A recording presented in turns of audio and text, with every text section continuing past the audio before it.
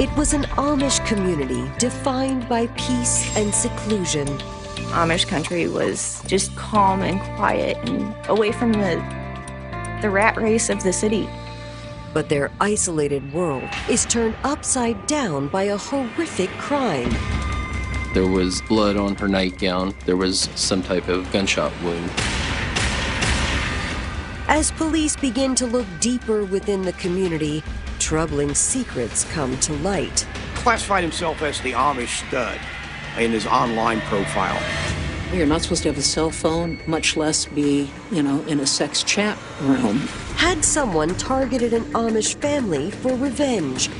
There was a phone call that just said basically, you can run but you can't hide.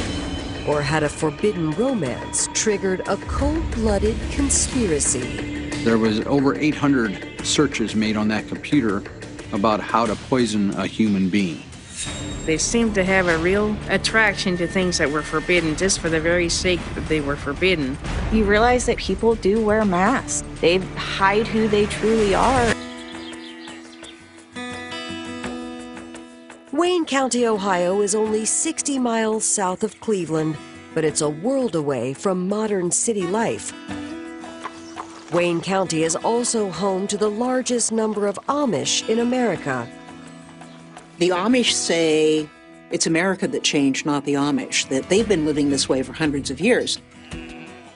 Their communities are very self-contained. They have certain rules they have to follow. They're not allowed to have cars, but they are allowed to hire a driver.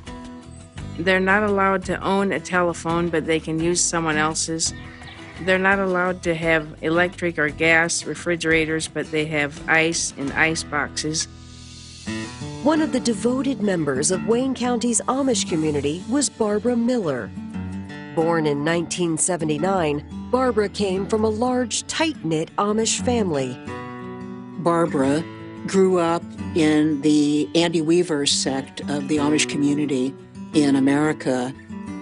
They hold to the stricter tenets of the faith. They don't succumb to the temptations of the world, since the world is a world of sin as they view it. From a young age, Barbara embraced her Amish roots. During Rumspringa, which is the teenage years in the Amish faith, teenagers can experiment. They might go to a concert if they've never been to a concert. They could go to a party. They could, drink alcohol. They're facing the question of, are they going to be baptized and live forever as Amish or not? Occasionally, you'll get the Amish kids that don't come back. They choose to drop the Amish faith. Barbara was, totally different. She read Amish romance stories and had sleepovers and, giggled with her friends. She was a very quiet, soft-spoken kind of person. She was very pretty and just very sweet, and everybody loved her. Her dreams as a teenager were to grow up and be a wife and mother. When she was 18, Barbara caught the attention of another Amish teenager named Eli Weaver. Their families would have known each other from the close-knit Andy Weaver community in that area of Ohio. Eli had always had this charisma that was kind of tantalizing to her. With their parents' blessing, Eli and Barbara got married on May 27, 1999. The couple wasted no time starting a family. They had 5 children in the first 7 years of marriage. There were 3 boys and 2 girls, and the children went to a local Amish school. To provide for his family, Eli ran a small business next to their home. It was a sporting goods shop. Sold firearms, equipment for deer hunting, fishing. It was just like a mom and pop shop. While Eli worked, Barbara stayed home with the children. What was important to Barbara was her church, her faith, her community, her children, her home. Amish women are generally busy with sewing clothes for the family. Or oftentimes when I came, I would see her outside mowing the lawn, and she's planting a garden, and she's cleaning the house, and they do a lot of things by hand, the old-fashioned way, and it's just really a lot more work involved. When she interacted with her children, she would just quietly tell them not to do something again if they did something they shouldn't, and I could see that they really loved her. But on Tuesday, June 2nd, 2009, both the Weaver household and the Wayne County Amish community are shaken to their core when an emergency call comes into the sheriff's office. 911, do you have an emergency? Yes, we do. Person not responding. At what address? The Amish don't have telephones, but what they do have is they have a community phone in a shack that they maintain, and the families all share it, obviously for emergencies, and this was an emergency. The caller says the victim is her next-door neighbor, Barbara Weaver. She tells dispatchers that one of Barbara's children found her unconscious in her bed. The neighbor then came to the house and tried to wake Barbara, and seeing blood on her chest, who then ran to the phone booth. You know if the person's breathing? No, I don't think she's breathing. Within minutes, emergency responders arrive. We were met outside by the neighbor lady who had actually called 911 and pointed us in the general direction. We entered and went to the bedroom where we found the lady in her bed there. There was blood on her nightgown, so we pulled the nightgown back, and that's when we noticed what appeared to be some type of gunshot wound. They could see that she was shot in the right side of the chest. Investigators from the Wayne County Sheriff's Office arrive at the Weaver home and quickly begin analyzing the crime scene. There was powder burn on the blankets that were covering Barbara, which indicated that the muzzle blast must have been very close proximity to the blankets when the gun was fired. It's a close-range shot. It's very tough to be accidental in a situation like that. It looked like a shotgun wound because of the size of the hole. There was no weapon found at the scene. If she had shot herself, the weapon would have been there at the scene, and it was not. Detectives did do a gunshot residue test on Barbara Weaver's hand. They came back negative. Detectives rule Barbara's death a homicide. Determining a motive, however, is more complicated. There was no signs of forced entry into the residence. There was cash laying in the basement on the counter. And there was also cash laying upstairs on the kitchen counter that had not been tampered with. There was nothing taken at all. So burglary/robbery is not really a motive in my way of thinking at that point in the investigation. As a CSI unit continues to process the home, detectives head outside to speak to the family's neighbors. The police wanted to know, of course, where the spouse was. Where's the husband of this woman who's been shot? Police had learned that Barbara's husband, Eli, ran a store right across the street, but that store was closed and no one had seen Eli all morning. Then that left them wondering if he knew something about the murder or maybe if he was a victim himself. Coming up, as police search for Eli Weaver, a witness comes forward with startling allegations. She was afraid that somebody would be so jealous that they would harm Barbara. And an ominous clue suggests the family might have been targeted for retribution. This message that was on this phone was, "You can run, but you can't hide." The Amish community of Wayne County, Ohio, has been turned upside down after wife and mother Barbara Weaver is found shot to death in her home. Barbara Weaver. It was very emotional, very chaotic, very sad. It's a very quiet community where this took place. Not a lot of crime at all. You don't hear about this happening, especially an Amish woman getting killed. It just doesn't happen. It was news immediately in the area. It became statewide and I believe national news almost instantly. You just don't know what to think. You don't know if it was just someone coming through the area or someone in the area. Missing from the scene is Barbara's husband, Eli Weaver. Anytime there's a murder, unfortunately, you have to also look at family members as suspects, and you have to eliminate them as suspects. And we needed to talk to Eli. In speaking with friends of the family, investigators gather new information about his whereabouts. He had left early that morning, according to the witnesses, around 3 a.m. to go on a fishing trip, which is not unusual for Eli. Eli does a lot of fishing. He said he was at Lake Erie fishing with some friends, which is about an hour and 20 minutes away from his home. One of the men wasn't Amish in the group and actually had a cell phone, so the neighbor was able to call him and let him know there was a tragic incident involving Eli's wife and that Eli needed to come home right away. Eli was contacted by phone and agreed to meet with detectives at the Wayne County Sheriff's Office. 4 hours later, Eli finally returns to town from his fishing trip and meets with detectives at the Wayne County Sheriff's Office. They explained to him his wife had been found dead and had been shot. Eli Weaver was a distraught husband who had no explanation why somebody would want to kill his wife. Detectives ask Eli to retrace the past 24 hours.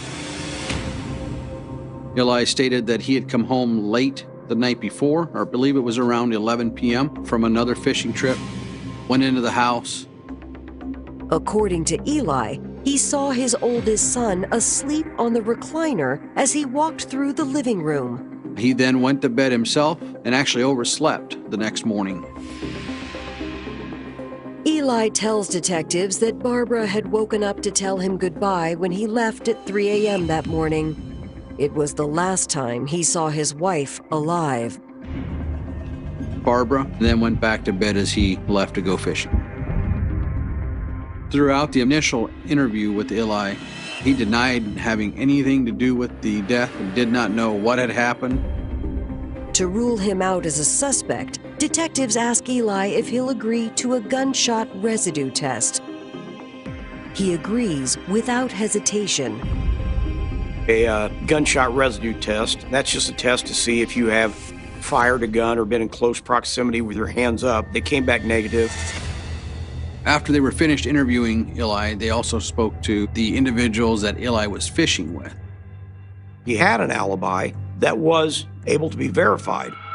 He was on Lake Erie fishing with his friends. With Eli eliminated as the triggerman and no clues pointing to other possible suspects, detectives follow up with those closest to the Weaver family. It isn't long before detectives are approached by Barbara's sister, who shares some unexpected and troubling family secrets. Barbara's sister revealed that Eli had just a history of cheating and had several affairs behind Barbara's back. According to Barbara's sister, Eli's infidelity had been a huge problem throughout their entire marriage. In fact, it started back during Eli's Rumspringa when they first started dating.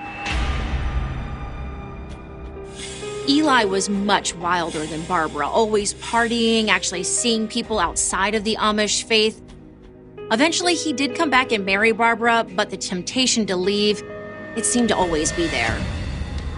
He just wanted to dabble in things that were forbidden. He seemed to have a real attraction to things that were forbidden. According to her sister, Barbara had twice caught Eli having affairs during the course of their marriage. Both times he'd been seeing women from outside the Amish community. And each time, he temporarily left both his marriage and church. The community found out very quickly, and Eli was immediately shunned until he repented for betraying both his wife and God.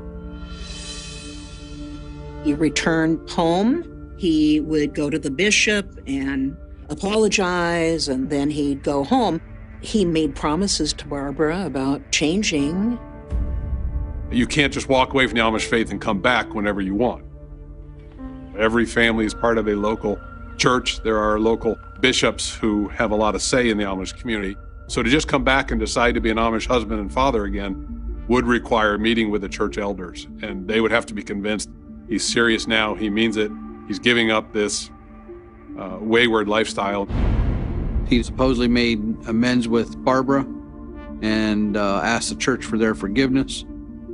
For a devoted Amish woman like Barbara, divorce was not an option. She was like every other Amish person. They feel very strongly that it's not right to divorce, and they just try their absolute utmost to try to stay together no matter what. She didn't just stay in the marriage because she believed she had to. I think she stayed in the marriage because she wanted to. This is the man she chose to marry in front of God and in front of her church. I think she was as devoted to him as anyone would have been. I think she had hope till the day she died. She had hope. She thought things were going to turn around.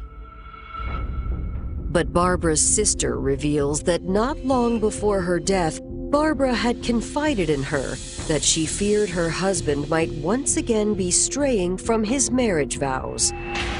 A few months before her death, Barbara told her sister that she was beginning to detect a little bit of distance growing between she and Eli, and that he was gone a lot more often. She was beginning to think that maybe he had a new girlfriend. Barbara felt very devastated. She just wished so much that things could be different. She was really hurting. She had also been scared. According to her sister, Barbara had worried that if Eli was cheating again, then the women he was seeing might wish her harm. She'd told a friend she wasn't afraid of Eli, but she was afraid of Eli's girlfriends, and that somebody would be so jealous and wanting Eli so much that they would harm Barbara. Was it possible a woman from outside the Weavers' marriage had targeted Barbara Weaver out of jealousy? Before investigators can follow up on that theory, the case takes an unexpected turn when police receive a bizarre call from the Weavers' next-door neighbor. Detectives received a phone call from an individual saying there's a message on the community phone that detectives need to listen to. Detectives went down, listened to the voicemail. There was a phone call made to the community phone that just said basically, you can run, but you can't hide. We obviously got the wrong person last night, Eli. The voicemail was something to the effect of, we missed this time, we'll get you next time. Detectives in Wayne County, Ohio are investigating the brutal murder of 30-year-old Amish wife, Barbara Weaver, when they receive information that someone has threatened her husband Eli's life. Now we know there's somebody out there that meant to kill Eli through some twist of fate. He was lucky that he was on this fishing trip and they just shot his wife. It made perfect sense to me. On June 3rd, detectives confront Eli about his previous infidelities. Eli did admit to cheating on his wife in the past. He said those days, though, were long over. In fact, it had been years since he had been in contact with any of his former lovers. When detectives press Eli for details about his past affairs, however, Eli grows noticeably uncomfortable. He got quiet and he refused to answer any more questions without an attorney. Eli's attorney, Andrew Hyde, agrees with his client's decision to cut off the interview with police. I remember telling them that I believed Eli was innocent. We would come and talk to him, but I wanted time to talk to him first, and we would cooperate fully. He needed to cooperate to help them find out whoever did this. With Eli keeping quiet and no evidence pointing to a clear suspect, detectives turn to the Amish community for clues. They quickly get a tip that suggests Barbara Weaver had been right to worry that her husband might be cheating again. In the days after Barbara's murder, police got a lot of tips indicating that Eli had been spending a lot of time with someone referred to as the taxi lady. Apparently, she drove him all around town on fishing trips to the store, just about anywhere he needed to go. The neighbors and friends of Barbara's and Eli's and told the sheriff's deputies, "You've got to talk to this friend of Eli's, whose name is Barb Raber, a Mennonite woman who drives the Amish around to various places because the Amish don't have vehicles." The people police had been talking to said they didn't really have any hard evidence that Eli and Barb were having an affair, but they had seen them together, and they said there was something about their behavior that was just a little bit suspicious. According to friends, Barb Raber had a deep connection to the local Amish community. Barbara Raber was actually adopted and raised Amish. She met Edward, her husband, and then at some point in their relationship, they left the Amish and joined a Mennonite church in the area. Mennonites are less conservative than Amish. Mennonites can have vehicles, they can have cell phones, they can have televisions. Somebody like that who has the ability to drive a car is sought out as somebody that a lot of people will be looking for someone like that as a driver. She knew most of the community. Everybody knew her. Very small-knit community. And she made, I believe it was part-time, sometimes full-time job just driving around Amish. Detectives learned that Barb Raber and her husband live in nearby Millersburg. They had a pretty house. They had a ski boat in the driveway. She had 3 young children. That same day, detectives attempt to contact the 39-year-old on her cell phone. Detectives asked if she would speak to them about the death of Barbara Weaver, and the first thing she said was, "Am I a suspect?" which, as you can imagine, raises concerns if you're a homicide detective. Detectives assure Barb Raber they're just looking for more information about her relationship with Eli. She tells police that she and Eli became close 4 years earlier when she first began working as a taxi driver for the Amish. Eli had hired her to drive him around. She helped him when he needed a ride, not just to go fishing or something, but when he needed anything. She did admit that she'd had this relationship with Eli that kind of crossed a lot of boundaries. He seemed to fill something in her life that nobody else filled. Eli and Barb began having a sexual relationship, in the car, in the barn, out in the trees, wherever they could.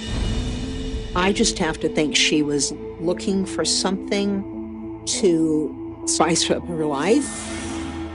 Barb says the affair ended 6 months earlier, when both she and Eli realized their marriages would be threatened if they continued.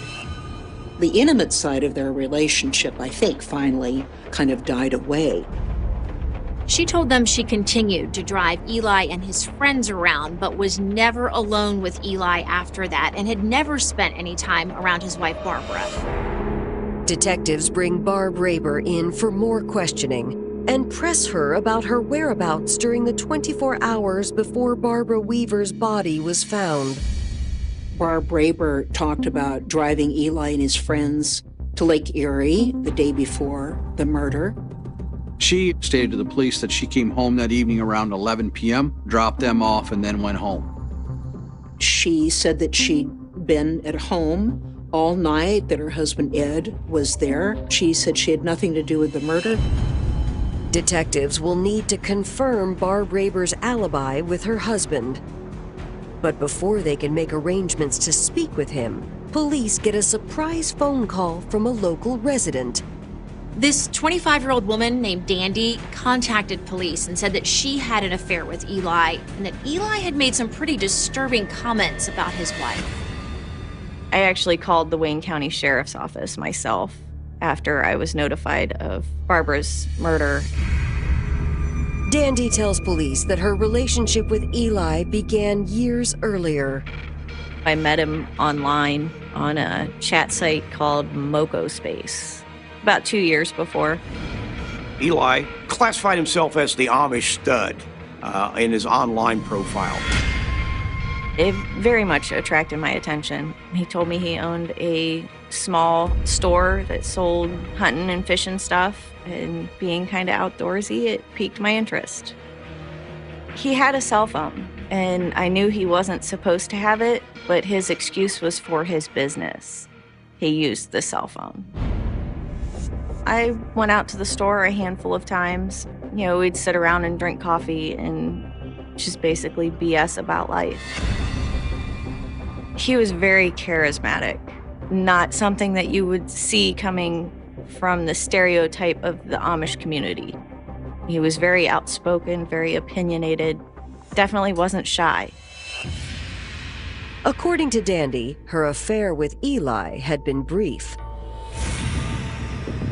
We never spent a night together. It was literally when we had time, we would meet up during the day.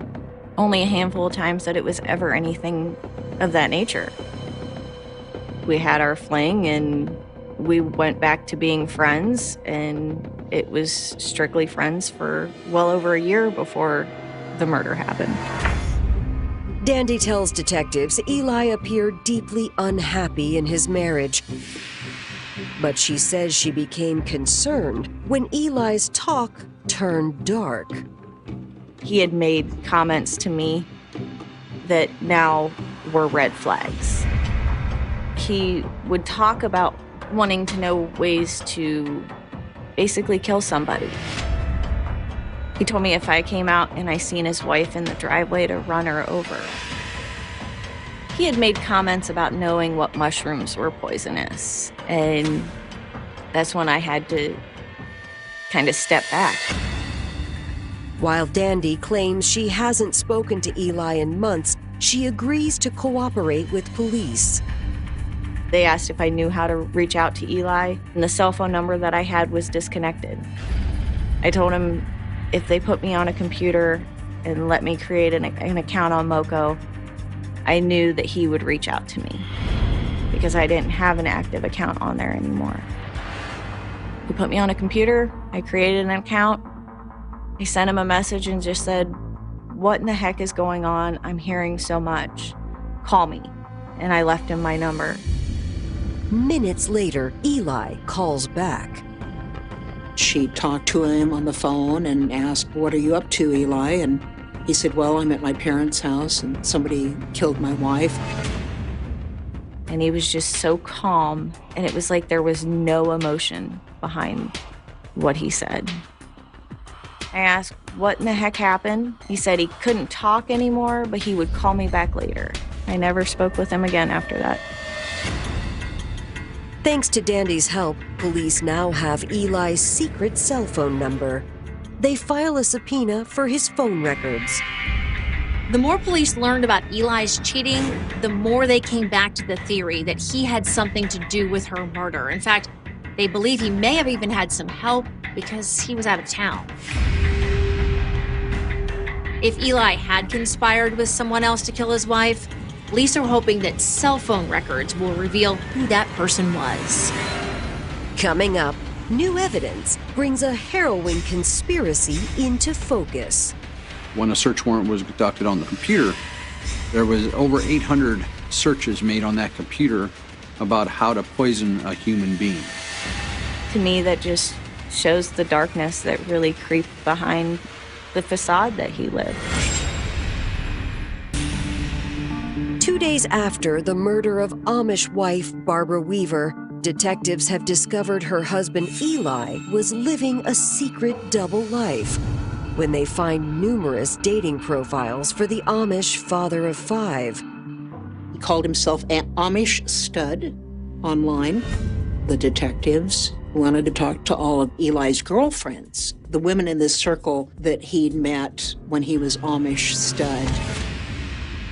Detectives tracked down several of Eli's girlfriends. Each one is cooperative and shares disturbing comments Eli had made to them. He would just ask, "Do you know anybody that'll kill my wife?" You know, he asked one girlfriend, "When you see her next, would you run over her?" Several of the women appeared to be alarmed, even pushed back, saying, "You can't be serious." When he was confronted, he would laugh and say it was only a joke. But as detectives dig deeper into Eli's secret life, they uncover the cell phone number he used had been associated with an account paid for by an individual familiar to police. It turned out the cell phone wasn't in Eli's name. It was in Barb Raber's. She gave him a cell phone, and he was on her friends and family plan. What they found was a lot of contact between Eli and Barb Raber. They texted like crazy. That opened up a treasure trove of information in the investigation. It was clear from the recent text that Barb and Eli were not just friends. They were very personal texts, very suggestive. It was obvious they were still having an affair. It was also very clear from their texting that Barb and Eli had some pretty dark ideas when it came to how they could continue to see each other. There was a lot of text messages that were recovered on how to murder or to kill Barbara Weaver. In the weeks leading up to Barbara Weaver's death, the communication between Eli and Barb Raber grew increasingly sinister. There was a text that Barb Raber sent suggesting that they use sleeping pills, put it in a can of soda for Barbara to drink, and then put a gas can under her bed, so maybe she'd die of carbon monoxide poisoning. They went on as far as talking about poison. Eli Weaver had gotten rat poisoning. They talked about putting in a spice cupcake. At one point in time, Eli had asked Barbara Raber to just blow up the house. And she said, well, what about your children? And he said, that's okay, they're innocent, they'll go to heaven. To me, that just shows the darkness that really creeped behind the facade that he lived.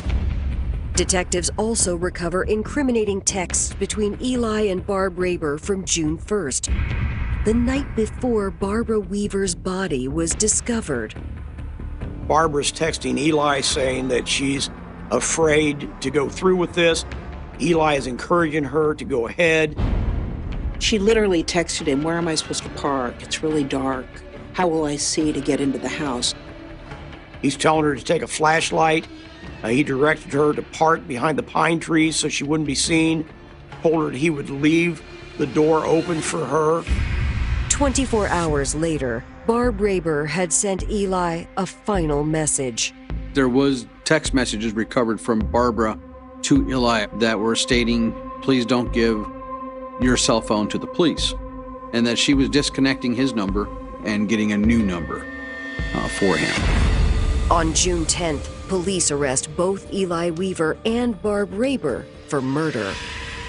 Eli was arrested at his residence. At the same time, there was officers going to the residence of Barbara Raber. She was very upset. Her knees buckled. They kind of had to carry her and drag her to the police car. I think Barb Raber was very surprised when she was arrested. Police also recover Barb Raber's cell phone and computer.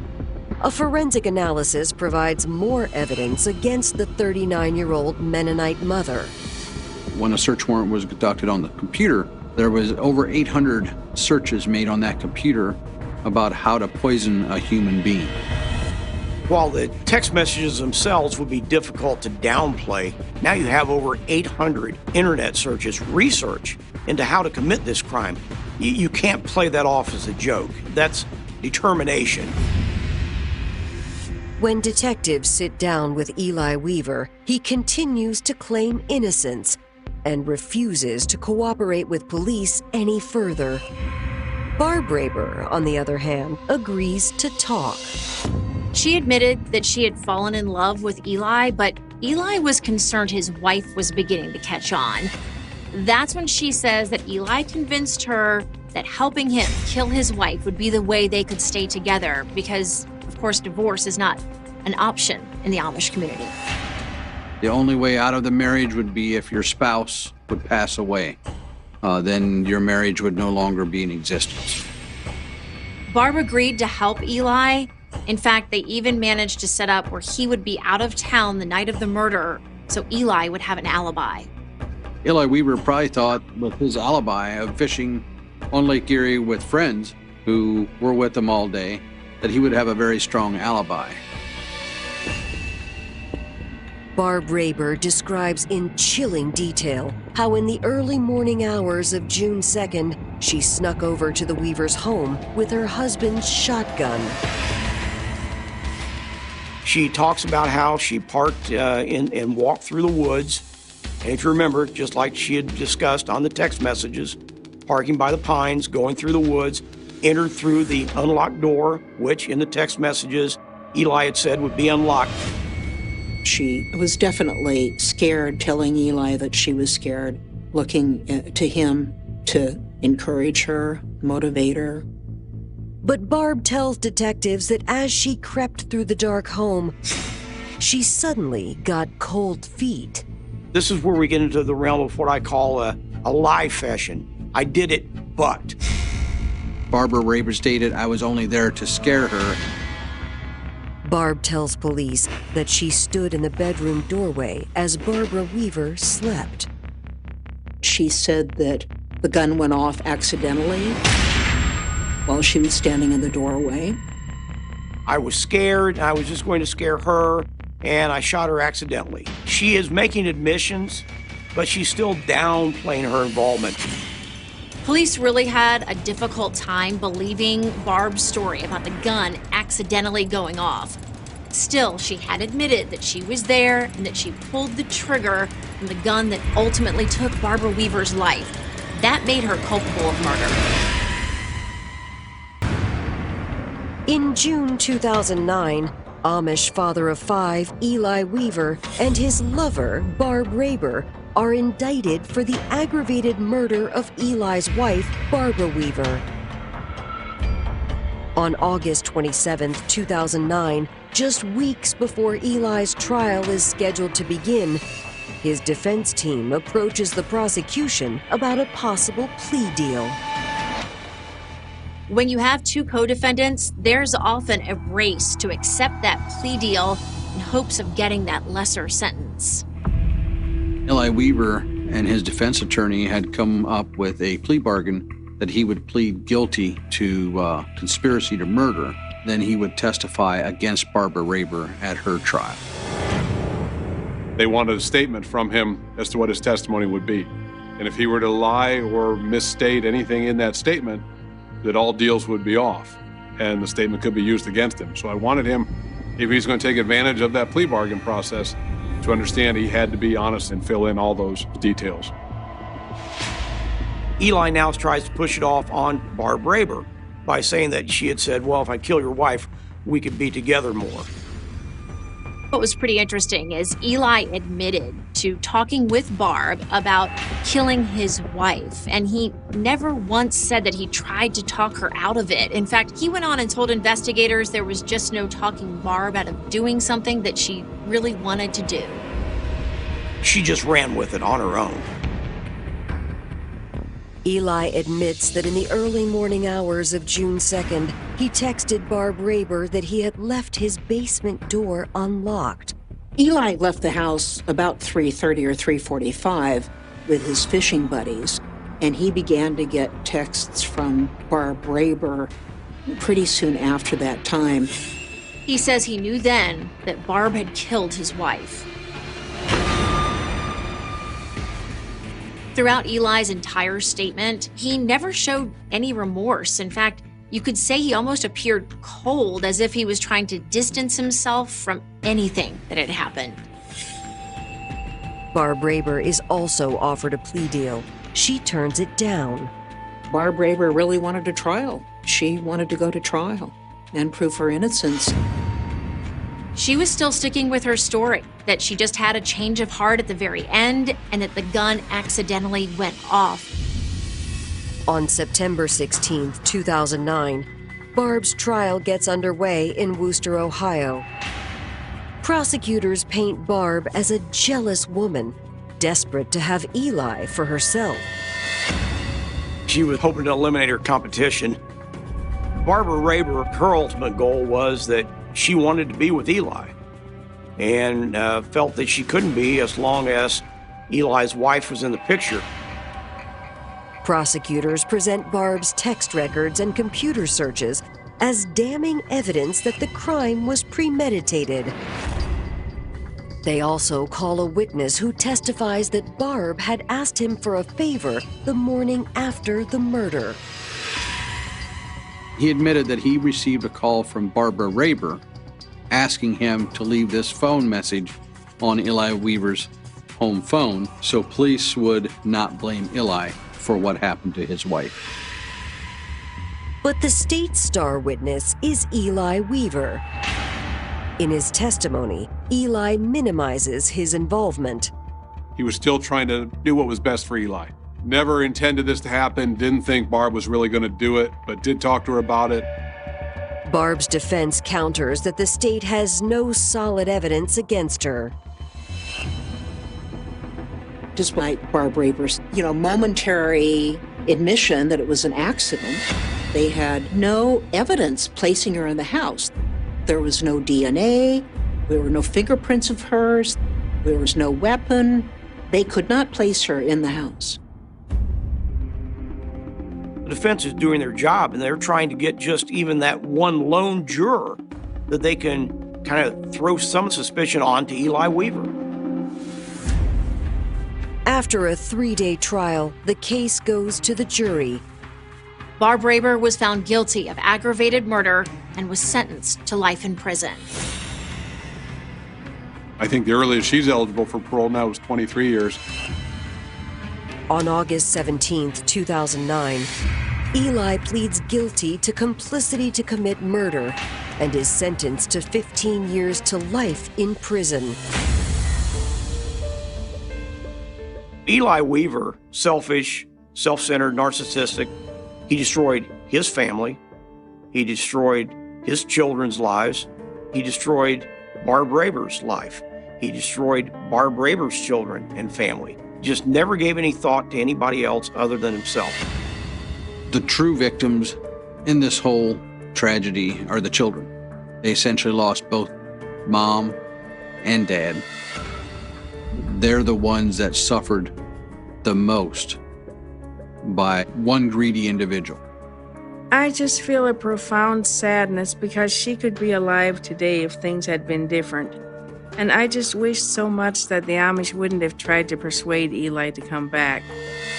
She would have been much better off without him.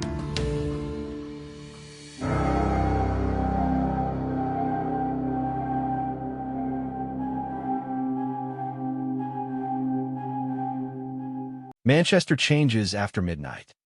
During the day, the city moves with the rhythm of ordinary life, students rushing between lectures, office workers crowding into cafes, buses groaning through wet streets beneath the gray northern sky. But sometime after the bars begin closing and the neon reflections stretch across the pavement like oil in the rain, another version of Manchester emerges. Music leaks from open club doors. Taxi lights crawl slowly through the darkness. Groups of friends drift apart in the confusion of the early morning hours, some laughing, some arguing, some too intoxicated to notice how alone they have suddenly become. In the city center, especially around Canal Street, those final moments before dawn can feel strangely suspended from reality. People wander in search of food, a phone charger, a ride home, or simply a place to sit down for a few minutes before the night finally ends. And for nearly a decade, hidden within that fragile space between celebration and exhaustion, a man waited. He did not look frightening. He did not force his way out of alleyways wearing a mask. He did not fit the image most people imagine when they think of a serial predator. By almost every public measure, Reinhard Sinaga appeared ordinary, educated, social, friendly, the kind of person many would instinctively trust.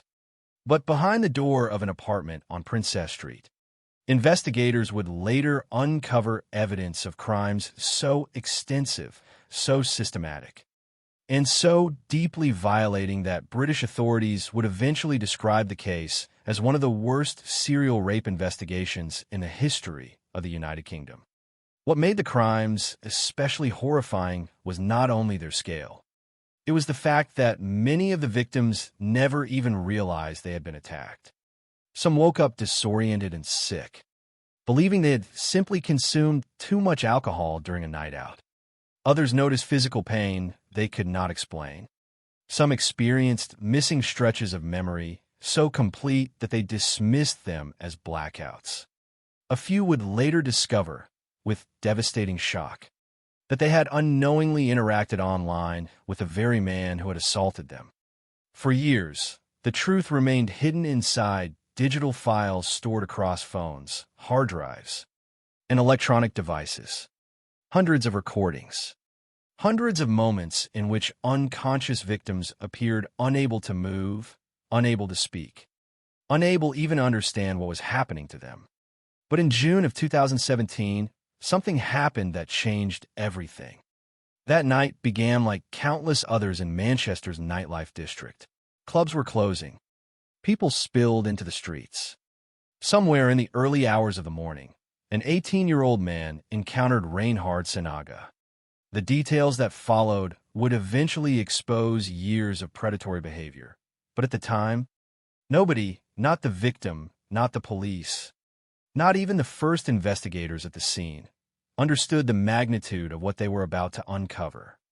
According to the evidence later presented in court, the young man ended up inside Sinaga's apartment on Princess Street. At some point, he lost consciousness. Then, suddenly he woke up, disoriented, confused, and in a moment that would become the turning point of the entire case. He realized he was being sexually assaulted. Panic transformed instantly into violence. The young man fought back. A struggle erupted inside the apartment. Sinaga was injured. Emergency services were called. When police first arrived, the situation appeared chaotic and unclear. Initial assumptions reportedly misunderstood who the true victim was. On the surface, it looked like an isolated incident involving two men and an altercation that had spiraled out of control. But investigators soon began examining Sinaga's phone and electronic devices. And that is where the case stopped resembling a single assault investigation and became something else entirely. Detectives discovered recordings, then more recordings, file after file after file. Videos showing unconscious men inside the apartment. Some appeared motionless. Some appeared heavily sedated. Some could be heard snoring. The scale of the material was staggering. Investigators would later uncover more than 3 terabytes of data connected to the assaults.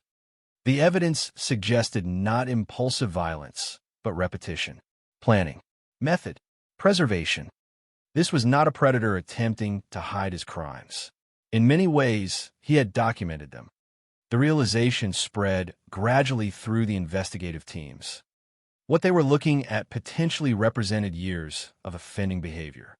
And even more disturbing, many of the individuals in the videos had likely never reported anything because they did not know anything had happened.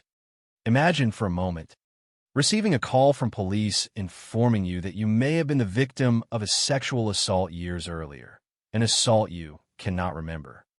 Imagine detectives showing you clothing you once wore on a night out, or footage placing you inside an apartment you barely recall entering. Investigators would later identify victims through tattoos, personal belongings, social media accounts, and visible details captured in the recordings. The process became one of the largest and most complex rape investigations in British criminal history. But before the public knew the name Reinhard Sinaga, before newspapers printed headlines describing the scale of the crimes, there existed only fragments, confused victims, unexplained symptoms, missing memories, isolated moments that never seemed significant enough to report. In retrospect, the silence surrounding the case became one of its most chilling elements. The victims were overwhelmingly young men, many of whom had spent years believing nothing criminal had occurred. Some had apologized to Sinaga after waking up ill or disoriented, assuming they themselves had caused trouble while drunk. Others simply continued with their lives, never realizing they had been targeted by a serial predator. Cases involving male victims of sexual violence often remain hidden beneath layers of shame, disbelief, and social stigma. Many victims struggle to describe what happened to them, especially when drugs or alcohol erase memory. Society frequently fails to recognize how vulnerability operates in those situations.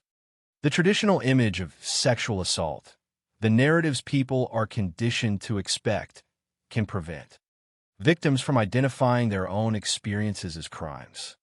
In this case, those blind spots created darkness wide enough for years of abuse to continue unnoticed. And at the center of it all stood a man who, outwardly, seemed deeply integrated into student life and the social environment around him. Reinhard Sinaga was born in Indonesia in 1983 into a wealthy family. He studied architecture before moving to the United Kingdom in 2007 to continue his education. He attended the University of Manchester and later pursued postgraduate studies at the University of Leeds. People who knew him often described him as sociable and polite. He participated in community activities and appeared comfortable moving through academic and social circles alike. There was little in his public persona that resembled the monstrous reality investigators would later uncover. That contrast between appearance and action would become one of the defining horrors of the case. Predators are often imagined as visibly dangerous people existing outside ordinary society. But some learn instead how to appear harmless, helpful, safe. And according to prosecutors, that trust became one of Sinaga's most effective weapons. He allegedly approached intoxicated men near bars and clubs in Manchester during the early hours of the morning. He offered assistance, a place to rest, a charger for a dead phone, help calling a taxi, another drink before heading home. The offers sounded ordinary because in many contexts they were ordinary. Most people who offer help to strangers are not predators. Most invitations into a warm apartment after a cold night out do not end in violence. But investigators believe Sinaga carefully selected vulnerable individuals, men who were isolated, intoxicated, exhausted, or separated from friends. Prosecutors later stated that after bringing victims back to his apartment, he drugged them using substances believed to include GHB or similar compounds capable of causing unconsciousness and memory loss. While the victims were incapacitated, he assaulted them and recorded the attacks on his phone. The recordings later became central evidence during the trials. By the time the case finally reached court, the numbers alone seemed almost impossible to comprehend. Sinaga was ultimately convicted of 159 sexual offenses, including 136 counts of rape involving 48 identified male victims. Authorities stated they believed the actual number of victims could exceed 200. The investigation stretched across multiple years and required 4 separate trials between 2018 and 2020 because of the enormous quantity of evidence involved. During proceedings, Sinaga denied the allegations and claimed the encounters had been consensual. He reportedly argued that some victims were pretending to be asleep, but the recordings themselves contradicted those claims. Prosecutors described footage showing victims unconscious and entirely incapable of consent. The judge in the case, Suzanne Goddard, would eventually describe Sinaga as an evil sexual predator, adding that the true scale of his crimes might never fully be known. Yet even as the legal process unfolded, another tragedy remained impossible to ignore. Many victims were learning about the assaults long after they occurred. Their trauma did not begin on the night of the crimes. In many ways, it began the moment police informed them of what had happened. Some had to confront the realization that memories they trusted were incomplete. Others discovered that periods of confusion they had dismissed as drunken blackouts concealed acts of extreme violence. The psychological consequences of that discovery are difficult to fully measure. This is not a story about a mysterious killer hiding in shadows. It is a story about vulnerability, manipulation, and silence. It is about how easily trust can be weaponized. It is about the terrifying possibility that a person can lose not only control over their body, but awareness that a crime even occurred. And perhaps most unsettling of all, it is about how long those crimes remained invisible in one of the busiest nightlife districts in England, concealed behind the appearance of normality. Because while Manchester celebrated, danced, drank, and stumbled toward dawn, a predator was already searching the crowd for the next person least able to protect themselves. To understand how the crimes of Reinhard Sinaga continued for so many years without detection, it is necessary to understand not only the offender himself, but also the environment that surrounded him, the city, the nightlife, the vulnerabilities of the victims, and the deeply ordinary mask behind which he concealed his behavior. Cases involving serial offenders often create a false expectation that warning signs must have been obvious in hindsight. People search for visible abnormalities, moments of public aggression, or behavior dramatic enough to signal danger. But in reality, some predators survive precisely because they blend seamlessly into normal life. They understand social expectations. They know how to appear trustworthy.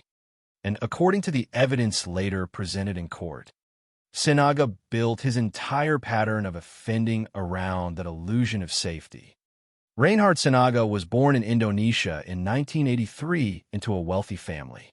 Compared to many international students, he arrived in the United Kingdom with significant educational opportunities already available to him. Before moving abroad, he studied architecture at the University of Indonesia. In 2007, he relocated to England to continue his studies, first attending the University of Manchester and later pursuing postgraduate research at the University of Leeds. On paper, his life reflected ambition and academic achievement. He was educated, internationally mobile, and immersed in university environments often associated with intellectual growth and multicultural social networks. To many people around him, he appeared polite, sociable, and engaged in community life. Accounts surrounding the case repeatedly emphasized how unremarkable he seemed in public settings. He was not widely viewed as threatening. There were no public accusations that drew widespread attention before his arrest. Instead, he existed within ordinary social circles, another student navigating life in Manchester, another familiar face among countless others moving through the city's academic and nightlife communities. That outward normality would later become one of the most unsettling dimensions of the case. Because the crimes prosecutors eventually described were not chaotic acts committed impulsively in moments of visible rage. They were systematic, repetitive, organized, and according to investigators, they occurred while Sinaga maintained the appearance of an ordinary student living a relatively ordinary life. Manchester itself played an important role in the structure of the crimes, not because the city created them, but because its nightlife environment provided opportunities for vulnerability that Sinaga allegedly learned to exploit. Manchester is one of the largest student cities in the United Kingdom, with a nightlife culture that attracts enormous crowds throughout the week. Canal Street, located within the city's well-known gay village, remains one of the busiest nightlife areas in the region. Bars stay open late. Clubs flood the streets with music and intoxicated crowds. Thousands of people move through the district every weekend searching for entertainment, connection, or escape from routine life. In that environment, disorientation can become surprisingly common. A person separates from friends for only a few minutes and suddenly cannot relocate them. Phones run out of battery. Alcohol distorts judgment and memory. Taxi queues stretch for long distances in the cold, early morning hours. People wander through unfamiliar streets, trying to find transportation home. None of these situations are unusual. In fact, they're so normal within nightlife culture that most individuals experience them at least once without serious consequences. And that normality mattered. Because according to prosecutors, Sinaga did not rely on overt force in public spaces. He relied on confusion, intoxication, and trust.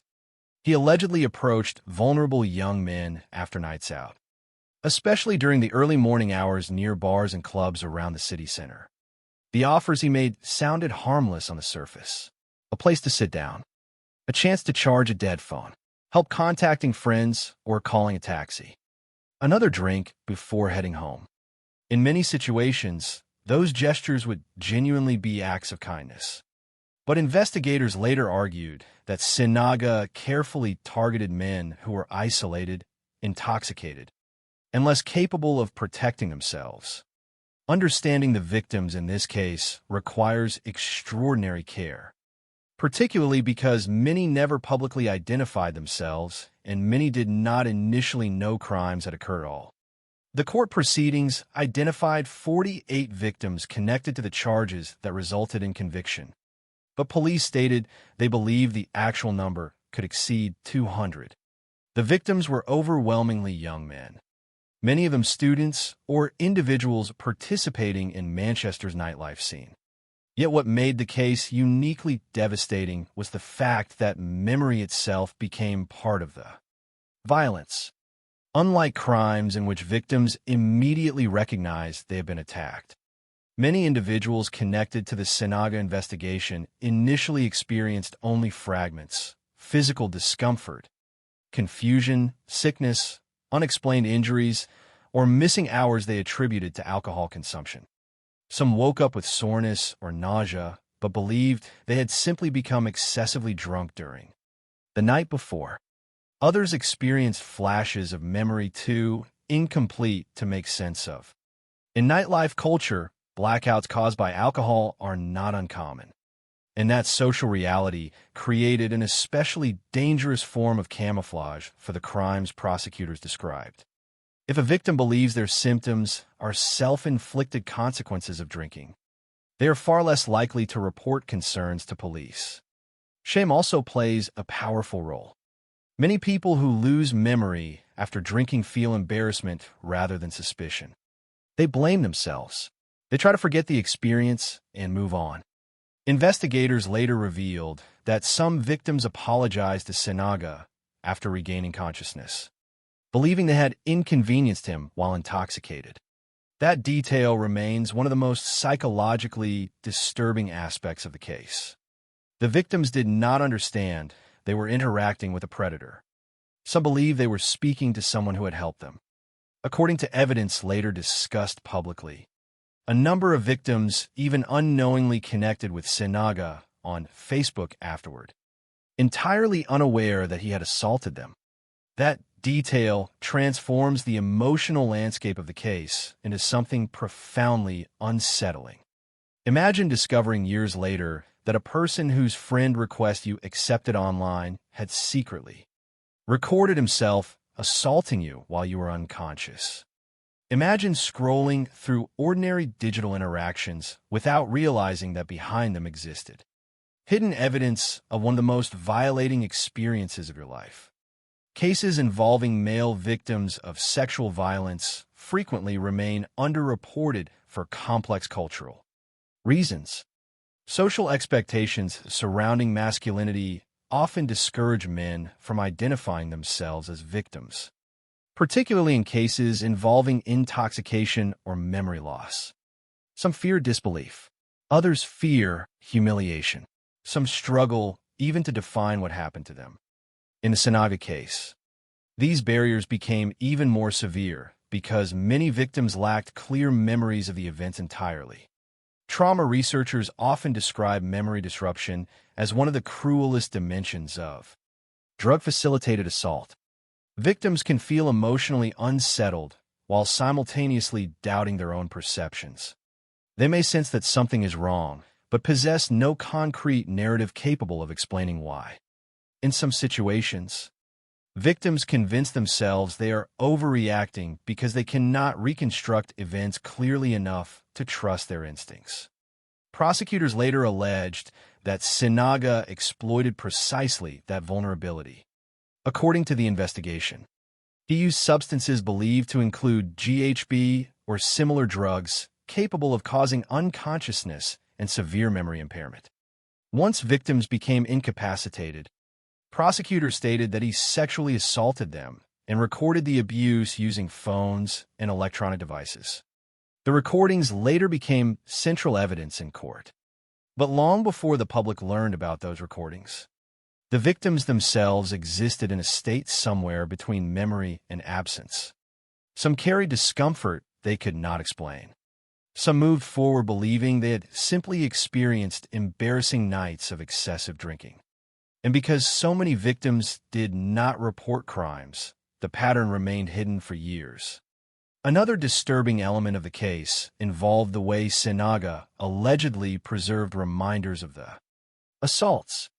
Investigators discovered that he retained personal belongings connected to victims, including phones, identification documents, and other items.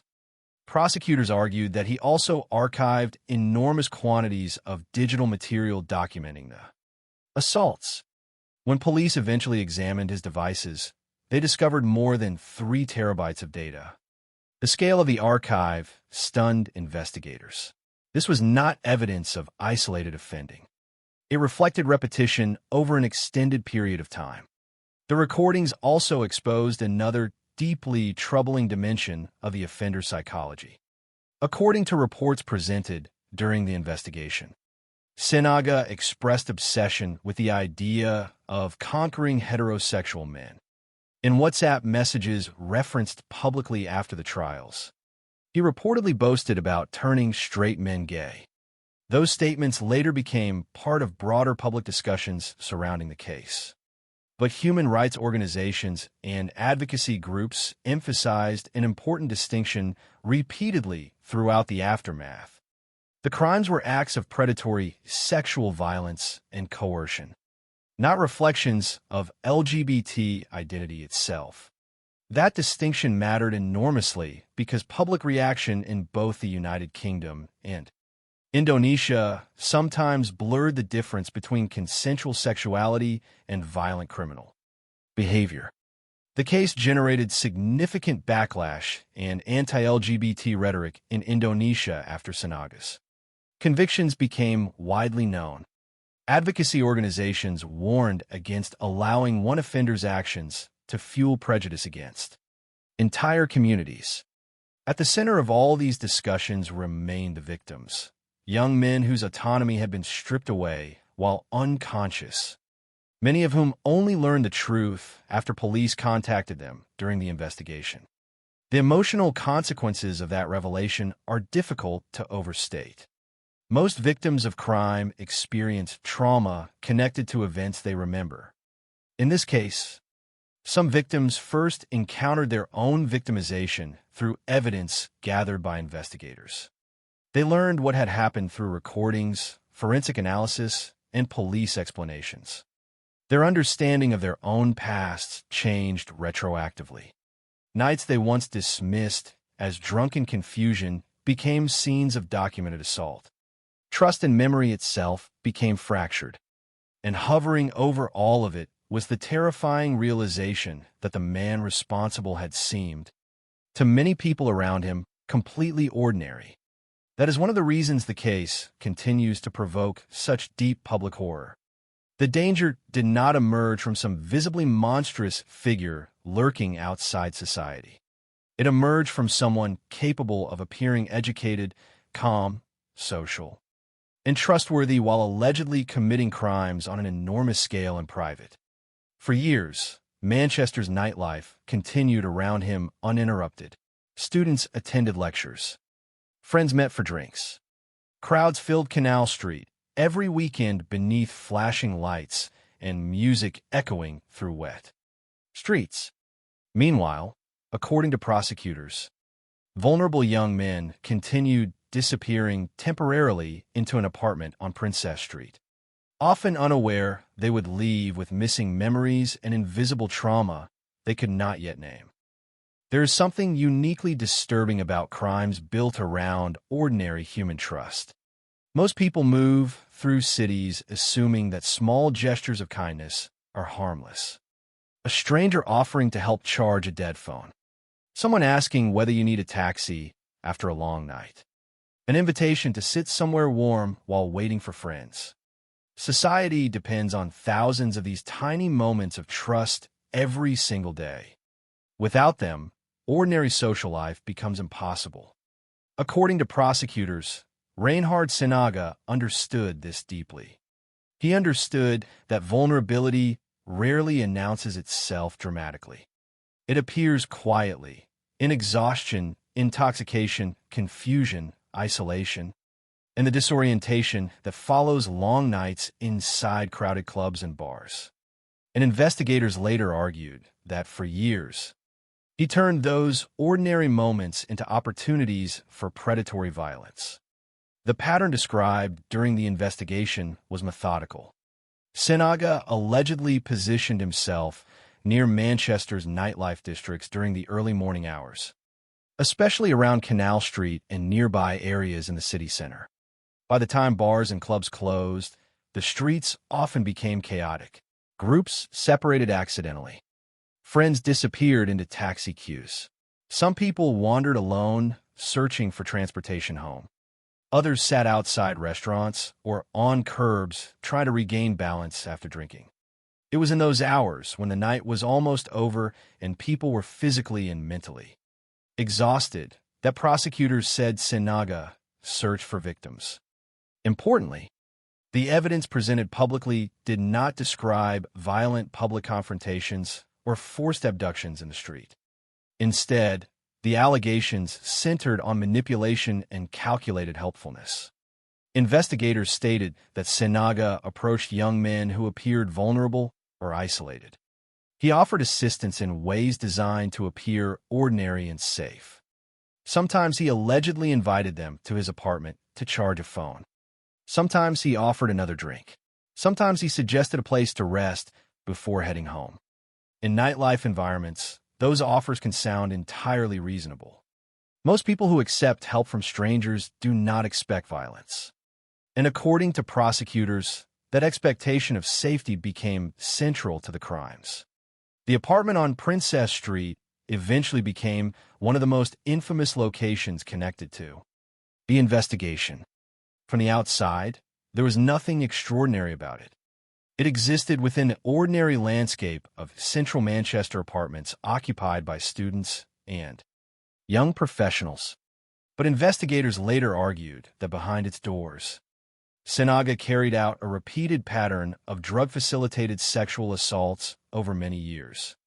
Prosecutors alleged that once victims arrived at the apartment, Sinaga gave them drinks containing substances believed to include GHB or similar drugs capable of causing sedation, unconsciousness, and severe memory disruption. GHB has long been associated with drug-facilitated sexual assault cases because even relatively small doses can produce confusion, dizziness, memory loss, and loss of physical control. Victims may become incapable of resisting or even remaining conscious. In many cases involving such substances, individuals later remember only fragmented sensations or nothing at all. That absence of memory became one of the defining features of the Sinaga investigation.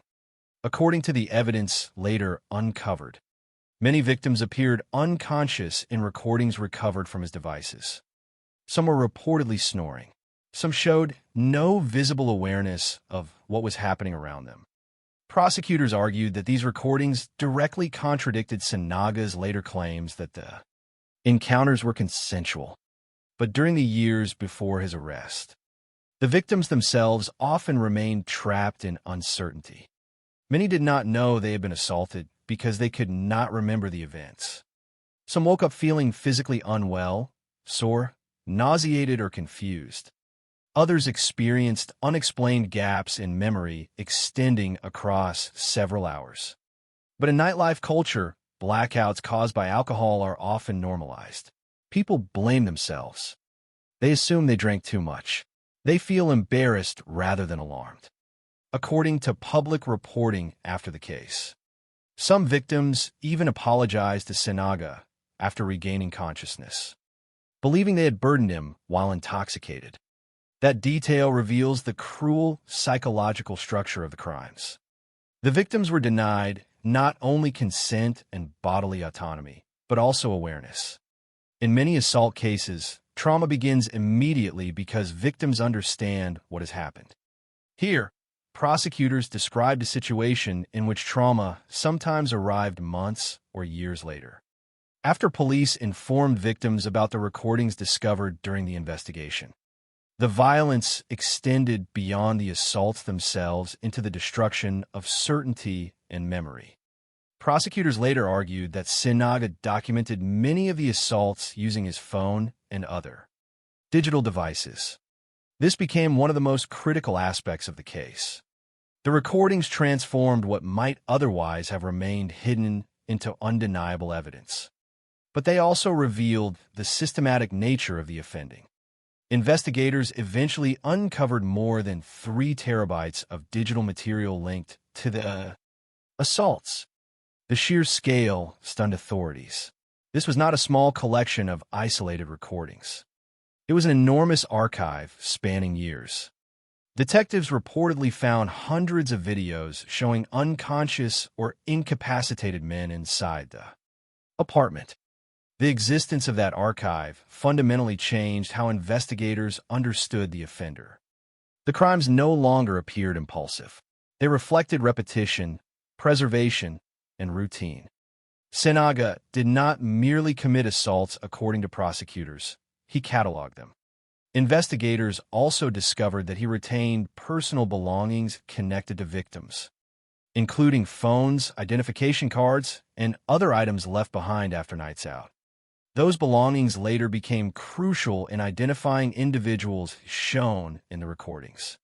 In some cases, tattoos or clothing visible in the videos helped detectives connect footage to specific victims. In others, investigators traced social media accounts or personal items recovered from the apartment. Each identification represented another devastating realization for someone who often had little or no memory of the event itself. Imagine receiving a call informing you that police believe you were assaulted years earlier. Imagine trying to reconstruct an evening you barely remember. You recall fragments, a nightclub, a conversation, waking up sick the next day, but nothing that clearly explains what happened. Then investigators show you evidence proving you were inside an apartment while unconscious. That psychological collision between memory and reality became one of the most haunting dimensions of the entire case. Some victims reportedly struggled with overwhelming confusion after learning the truth because the assaults existed outside their conscious memory. The absence of memory did not lessen the violation. In many ways, it intensified the horror because victims realized they had lost the ability to protect themselves while someone else documented their vulnerability. Another disturbing aspect of the investigation involved Sinaga's communications outside the assaults themselves. Public reports later revealed that he made comments in WhatsApp groups boasting about conquering heterosexual men or turning straight men gay. Those statements became widely discussed after the trials because they appeared to expose an element of psychological gratification tied to power and domination. However, advocacy groups repeatedly stressed the importance of distinguishing criminal predatory behavior from sexual orientation itself. The crimes were acts of coercion and violence, not expressions of consensual sexuality. That distinction became especially important after the case triggered anti-LGBT backlash in parts of Indonesia following the public exposure of Sinaga's offenses.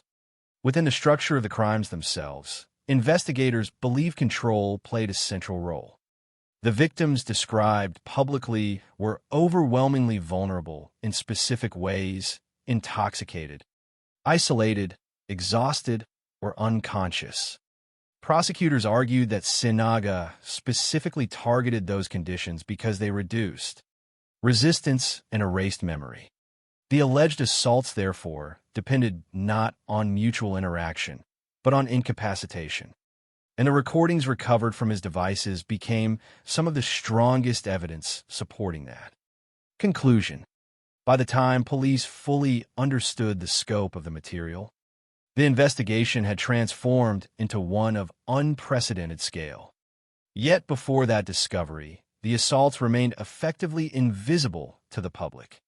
There were no widespread warnings circulating through Manchester nightlife suggesting a serial predator was operating nearby. Most victims did not report crimes because they did not know crimes had occurred. Friends often assumed strange symptoms were consequences of excessive drinking. In retrospect, the silence surrounding the offenses reveals how effectively the alleged methods concealed evidence. Drug-facilitated assaults create unique investigative difficulties precisely because memory becomes unreliable. Victims may question themselves. They may avoid police because they fear embarrassment or disbelief. They may dismiss physical symptoms because they cannot connect them to a coherent narrative. According to prosecutors, Sinaga exploited all of those vulnerabilities simultaneously. The apartment itself eventually became central evidence during the trials. The recordings tied numerous assaults to a single location and a repeated pattern of behavior. Prosecutors describe how victims were allegedly brought there after nights out, given drinks, rendered unconscious, assaulted, and recorded. The consistency of the pattern across multiple cases helped investigators establish the systematic nature of the crimes. What makes this chapter of the case especially chilling is the ordinary rhythm surrounding it. Outside the apartment, Manchester nightlife continued uninterrupted. Clubs opened every weekend. Students celebrated birthdays, graduations, relationships, and nights out with friends. Thousands of people moved safely through the city without incident. Yet, according to investigators, hidden within that familiar environment was a repeated cycle of predation operating quietly for years. The victims did not fit stereotypes often associated with vulnerability. Many were simply young men participating in normal nightlife culture. Some were physically larger than Sinaga. Some likely considered themselves perfectly capable of protecting themselves under ordinary circumstances. But drugs, exhaustion, and unconsciousness erased those protections completely. The crimes therefore challenged deeply rooted assumptions about victimhood, masculinity, and consent that demonstrated how quickly control can disappear once consciousness itself is taken away. And perhaps most disturbing of all, they revealed how a predator could repeatedly move through ordinary social spaces without attracting suspicion, using friendliness and apparent kindness as tools that concealed systematic violence happening behind closed doors on Princess Street. In many criminal investigations, there is a single moment when everything changes. A missed detail suddenly becomes significant. An overlooked witness remembers something important. A routine arrest unexpectedly uncovers evidence of a much larger crime. In the case of Reinhard Sinaga, that moment arrived in June of 2017 inside an apartment on Princess Street in Manchester. Until then, according to investigators, years of assaults had remained hidden behind confusion, intoxication, and memory loss. Victims moved on with their lives believing they had simply experienced ordinary nights of excessive drinking. The offender himself appeared outwardly normal, continuing to navigate student life and public social spaces without attracting widespread suspicion. But on that night, in 2017, something happened differently. One victim woke up. The details later described publicly are both terrifying and pivotal. An 18-year-old man encountered Sinaga during the early hours of the morning after a night out.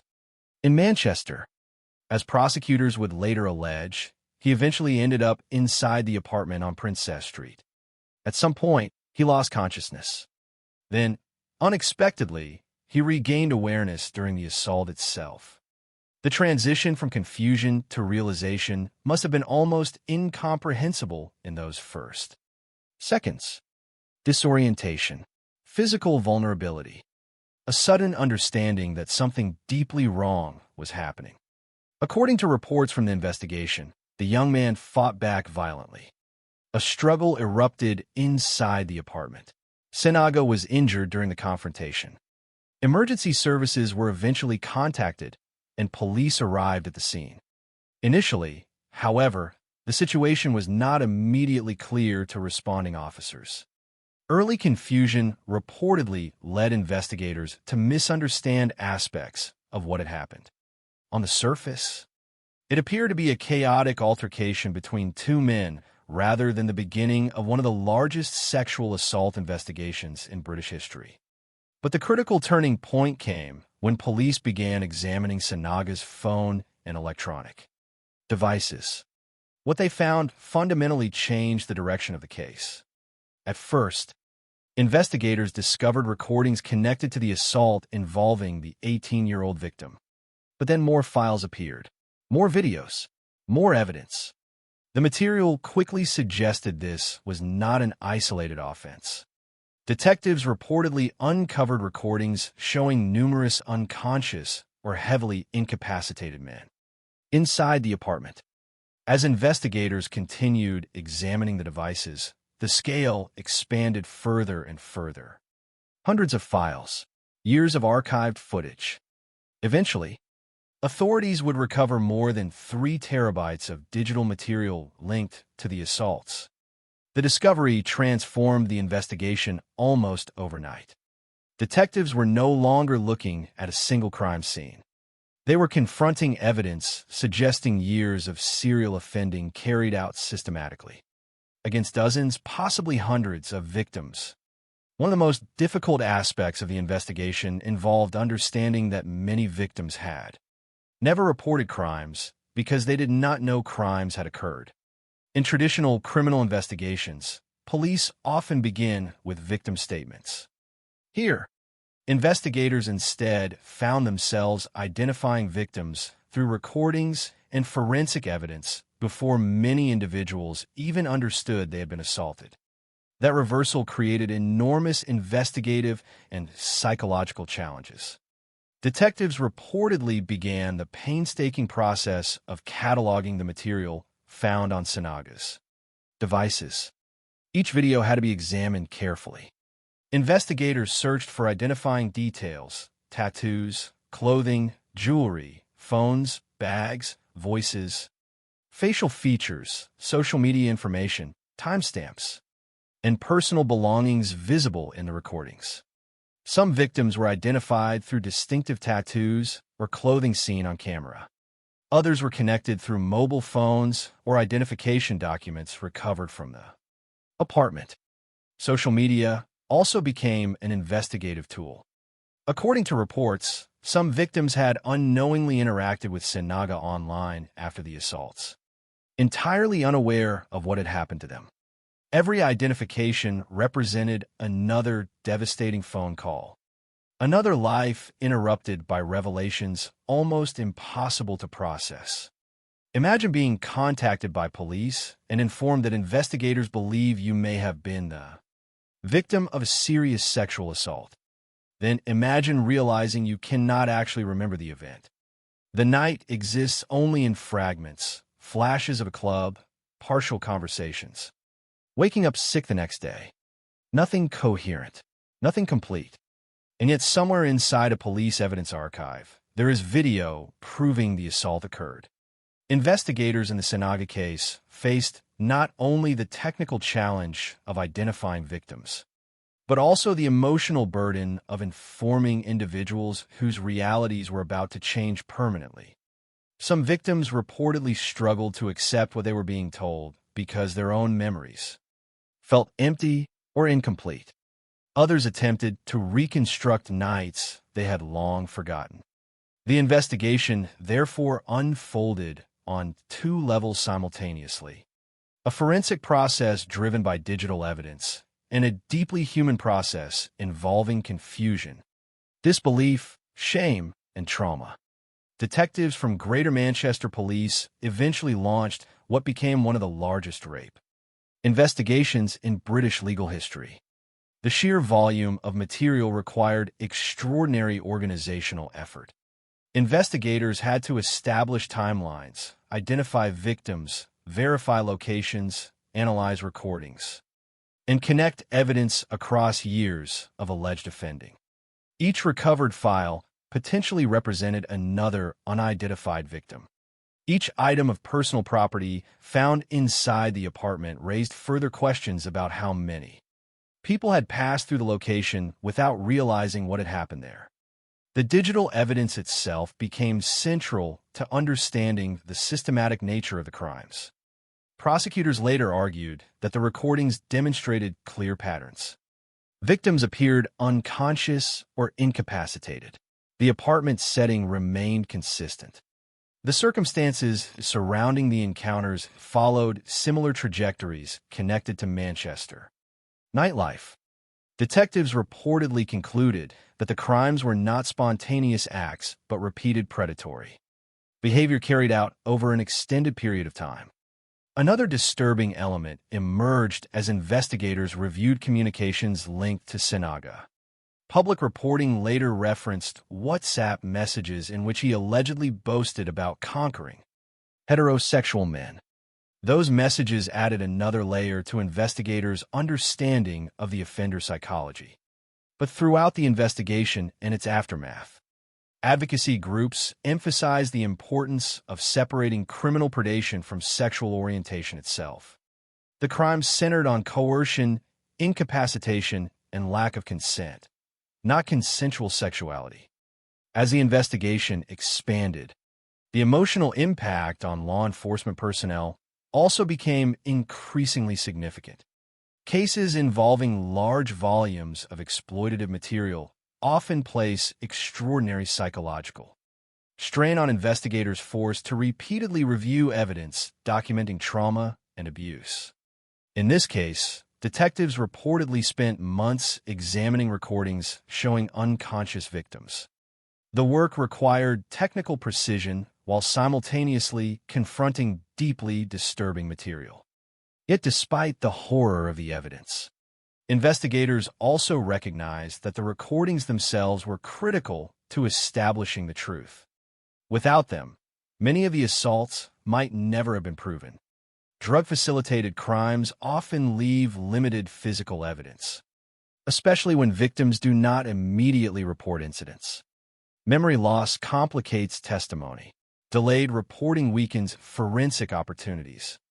But in this investigation, prosecutors argued that Sinaga had effectively documented his own crimes.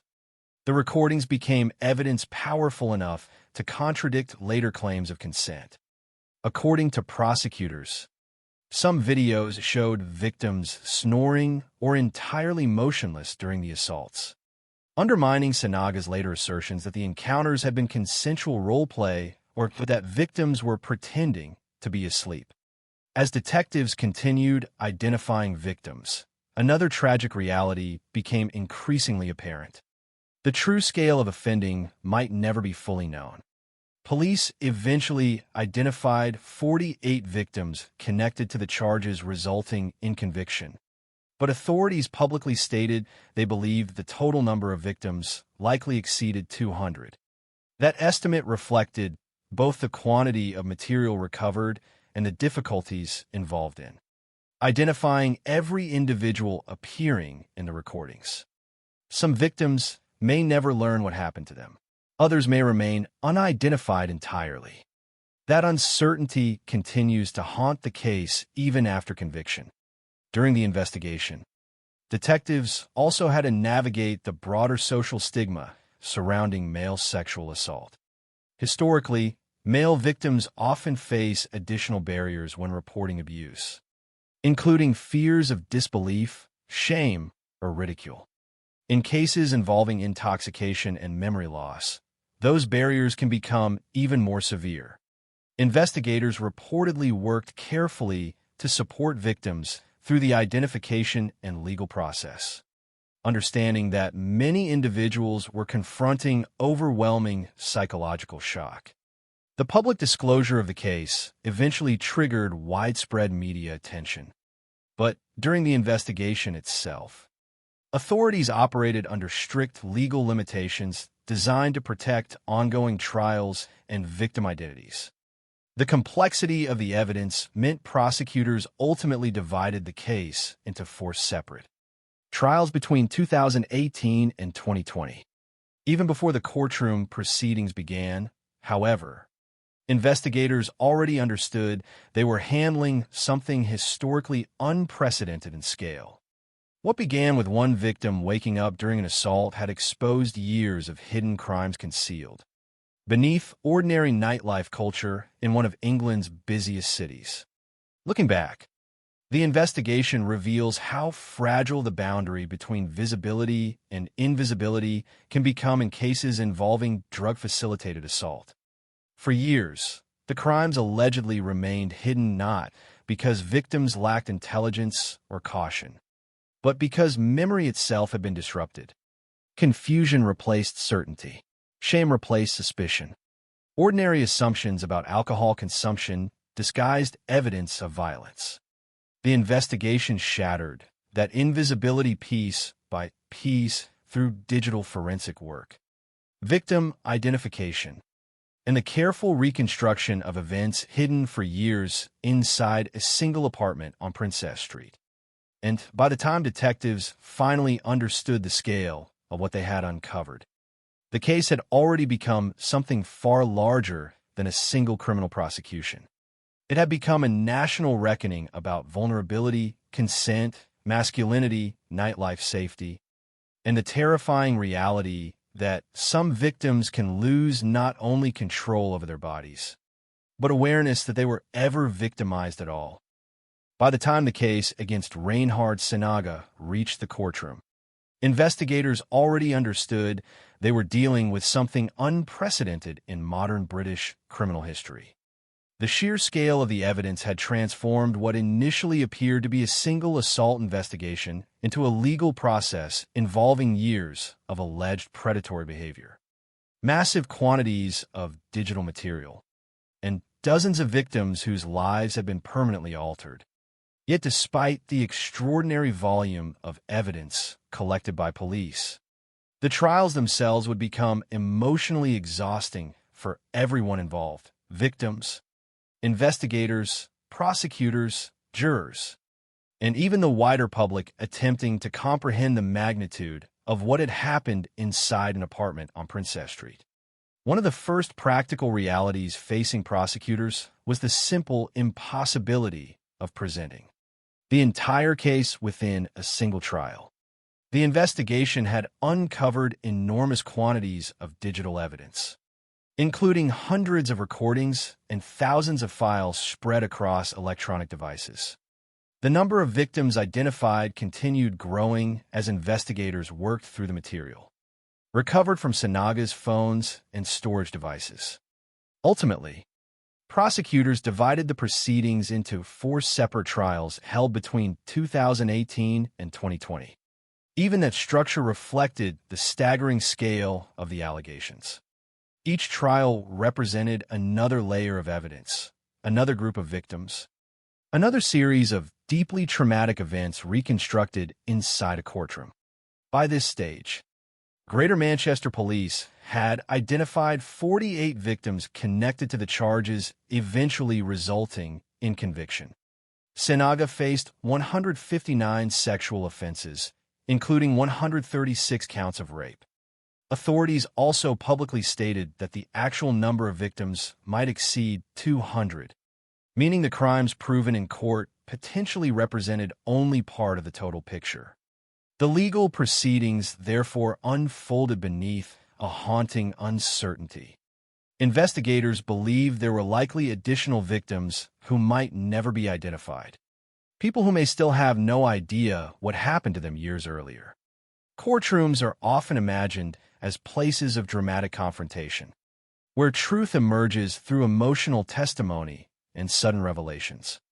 But many real criminal trials unfold through painstaking detail, timelines, forensic evidence, digital analysis, witness statements, and technical procedures repeated over and over again. In the Sinaga case, prosecutors relied heavily on the recordings recovered from his devices. Those recordings became some of the most critical evidence in the entire prosecution because they directly contradicted Sinaga's defense. Throughout the trials, Sinaga denied the allegations against him. According to public reporting from the proceedings, he claimed that the sexual encounters had been consensual. He reportedly argued that some victims had merely been pretending to be asleep or unconscious as part of role-play scenarios. But prosecutors presented video evidence that painted a very different picture. The recordings allegedly showed victims motionless, unresponsive, heavily incapacitated, or audibly snoring during the assaults. The prosecution argued that these men were physically incapable of giving consent. That distinction became central to the case. Consent cannot exist when consciousness itself has been removed. The recordings, therefore, served not only as evidence of the assaults, but as evidence directly undermining the defense narrative presented in court.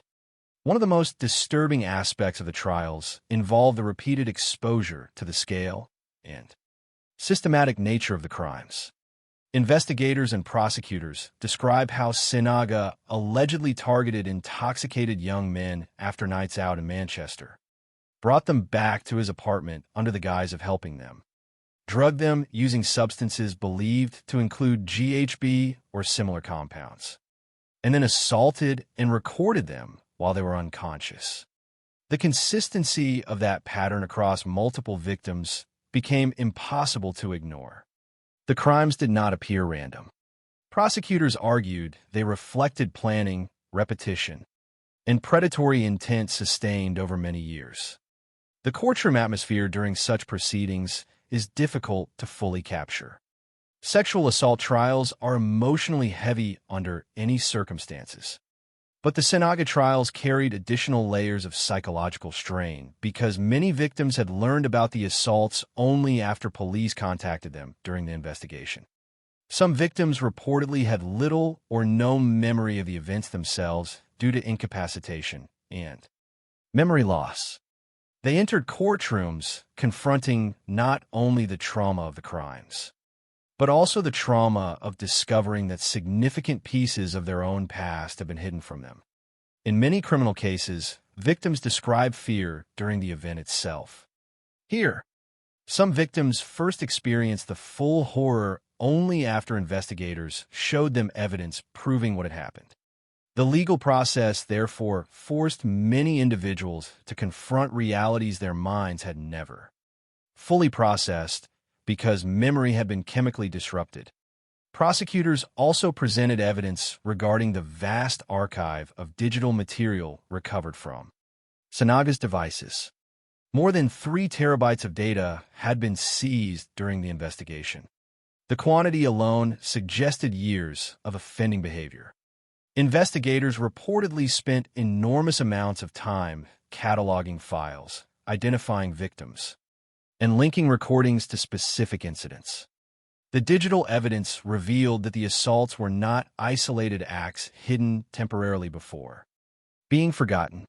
According to the prosecution, Sinaga preserved and stored evidence of the crimes systematically.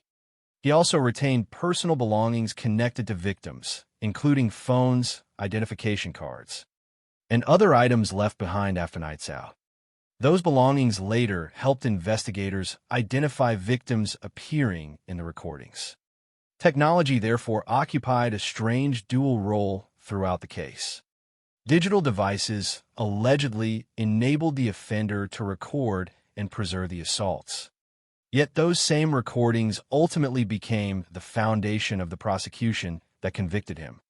Without the evidence stored on those devices, many assaults may never have been proven because victims often lacked clear memories of the events. The recordings transformed hidden crimes into documented evidence capable of surviving legal scrutiny. Another unsettling element of the trials involved Sinaga's own apparent perception of his actions. Public reporting surrounding the case described WhatsApp messages in which he allegedly boasted about conquering heterosexual men or turning straight men gay. Those messages added further context to prosecutors' arguments regarding manipulation and domination. However, advocacy organizations repeatedly stressed during the aftermath that the crime should never be interpreted as representative of LGBT individuals or consensual same-sex relationships. The assaults centered on incapacitation, coercion, and lack of consent, not sexual orientation. That distinction became increasingly important as media coverage intensified internationally, particularly in Indonesia, where the case later triggered waves of anti-LGBT rhetoric and backlash. Throughout the proceedings, prosecutors emphasized the devastating impact on victims. Many had lived for years without understanding what happened to them. Some had blamed themselves for blackouts and physical symptoms they could not explain. Others reportedly experienced profound shock after learning they appeared in recordings recovered from Sinaga's devices. The emotional burden of such revelations is almost impossible to measure fully. Trauma often depends not only on physical violation, but also on the destruction of trust in other people, in memory, in one's own sense of safety and reality. For victims in this case, the realization that someone had secretly documented assaults while they were unconscious added another layer of humiliation and psychological harm. Court proceedings involving large numbers of victims can also create cumulative emotional force. Each testimony reinforces patterns. Each new piece of evidence expands the scale of suffering. Jurors and courtroom observers were repeatedly confronted with allegations following the same structure. Intoxicated victims, offers of help, transportation back to the apartment, unconsciousness, and recorded assaults. The repetition itself became horrifying because it revealed routine. Prosecutors argued that this was not a series of isolated mistakes or misunderstandings, but a deliberate pattern sustained across years. Eventually, the evidence presented across the 4 trials led to conviction. Reinhard Sinaga was found guilty of 159 offenses, including 136 rapes involving 48 male victims. The convictions established him as one of the most prolific convicted sexual offenders in British history.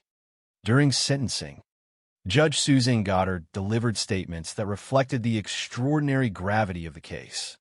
She described Sinaga as an evil sexual predator and stated that the true scale of his offending might never be fully known. That final observation carried enormous weight because investigators believed additional, unidentified victims likely existed beyond those connected to the charges proven in court. The sentence itself reflected the unprecedented seriousness of the crimes. Sinaga received life imprisonment with a minimum term initially set at 30 years before later being increased to 40 years in 2020. He was imprisoned at HM Prison Wakefield. Yet despite the severity of the sentence, the conclusion of the trials did not produce a simple sense of closure. Cases involving serial sexual violence rarely end cleanly. Convictions can establish legal accountability, but they cannot restore lost years, erase trauma, or repair fractured memory. For many victims, the legal process itself likely represented only one stage in a much longer psychological struggle. The public reaction following the convictions was immediate and intense. News coverage across the United Kingdom emphasized both the unprecedented scale of the crimes and the fact that many victims were men who initially did not know they had been assaulted. The case challenged widespread assumptions about sexual violence, vulnerability, and consent. It forced public conversations about drug-facilitated assault and the particular difficulties male victims often face when seeking recognition and support. But beneath the headlines and statistics remained a quieter reality. Dozens of individuals had discovered, often years later, that moments they once dismissed as drunken confusion concealed acts of profound violence committed while they were unconscious. The courtroom had established guilt. The evidence had revealed the truth. Yet for many victims, the emotional consequences of learning that truth would continue long after the final verdicts were delivered. When the trials finally ended and the sentences were handed down, the public narrative surrounding the Reinhard Sinaga case seemed, at first glance, complete. A serial predator had been identified, prosecuted, and imprisoned for life. The legal system had delivered one of the harshest responses available under British law. Newspapers published headlines emphasizing the unprecedented scale of the crimes. Television broadcasts summarized the statistics with stunned disbelief: 159 convictions, 136 rapes, 48 identified male victims. Investigators believing the true number could exceed 200.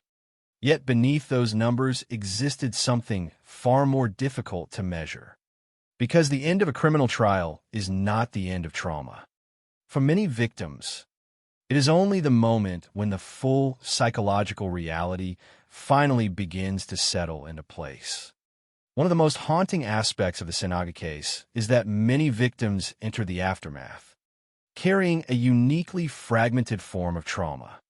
In most violent crimes, survivors remember the event itself, even if memory becomes blurred around the edges. Here, many victims had no conscious memory of the assaults at all until police contacted them during the investigation. Their trauma emerged retroactively. A night once remembered only as excessive drinking suddenly became evidence of victimization. A period of missing time transformed into proof of violence. That psychological experience is extraordinarily difficult to process because it disrupts one of the most basic assumptions human beings rely upon: the belief that our memories, however imperfect, still belong to us. In this case, many victims discovered that entire realities had existed outside their awareness. Some reportedly learned what happened through police explanations, digital evidence, and courtroom testimony. Imagine trying to emotionally respond to an event your conscious mind never fully recorded. Imagine discovering that someone filmed your unconscious body during one of the most vulnerable moments of your life. Imagine realizing that after the assault, you continued living normally for months or years because you never knew the crime had occurred. The emotional consequences of such revelations can be profound. Trauma experts often describe memory as central to how people understand personal identity and safety. When memory is chemically disrupted through incapacitation, victims can experience deep confusion about their own experiences. In the Sinaga case, some victims reportedly blamed themselves for years for unexplained physical symptoms or blackouts they believe were caused by drinking too much alcohol. That misplaced self-blame reflects another painful truth about drug-facilitated assault. Perpetrators often rely on social assumptions that intoxicated people will dismiss warning signs as their own fault. And in nightlife culture, where memory gaps and embarrassment after heavy drinking are often normalized, victims may never realize they should be suspicious at all. The public reaction to the case revealed how deeply those assumptions exist within society. One reason the story generated such enormous attention across the United Kingdom was because it challenged common stereotypes about sexual violence. Many people still unconsciously imagine sexual assault in narrow terms involving visible physical force, immediate resistance, and victims who instantly recognize what has happened to them. The Sinaga case disrupted all of those assumptions simultaneously. The victims were overwhelmingly male. Many were unconscious. Many did not know they had been assaulted. The crimes allegedly relied less on overt violence in public and more on manipulation, incapacitation, and invisibility.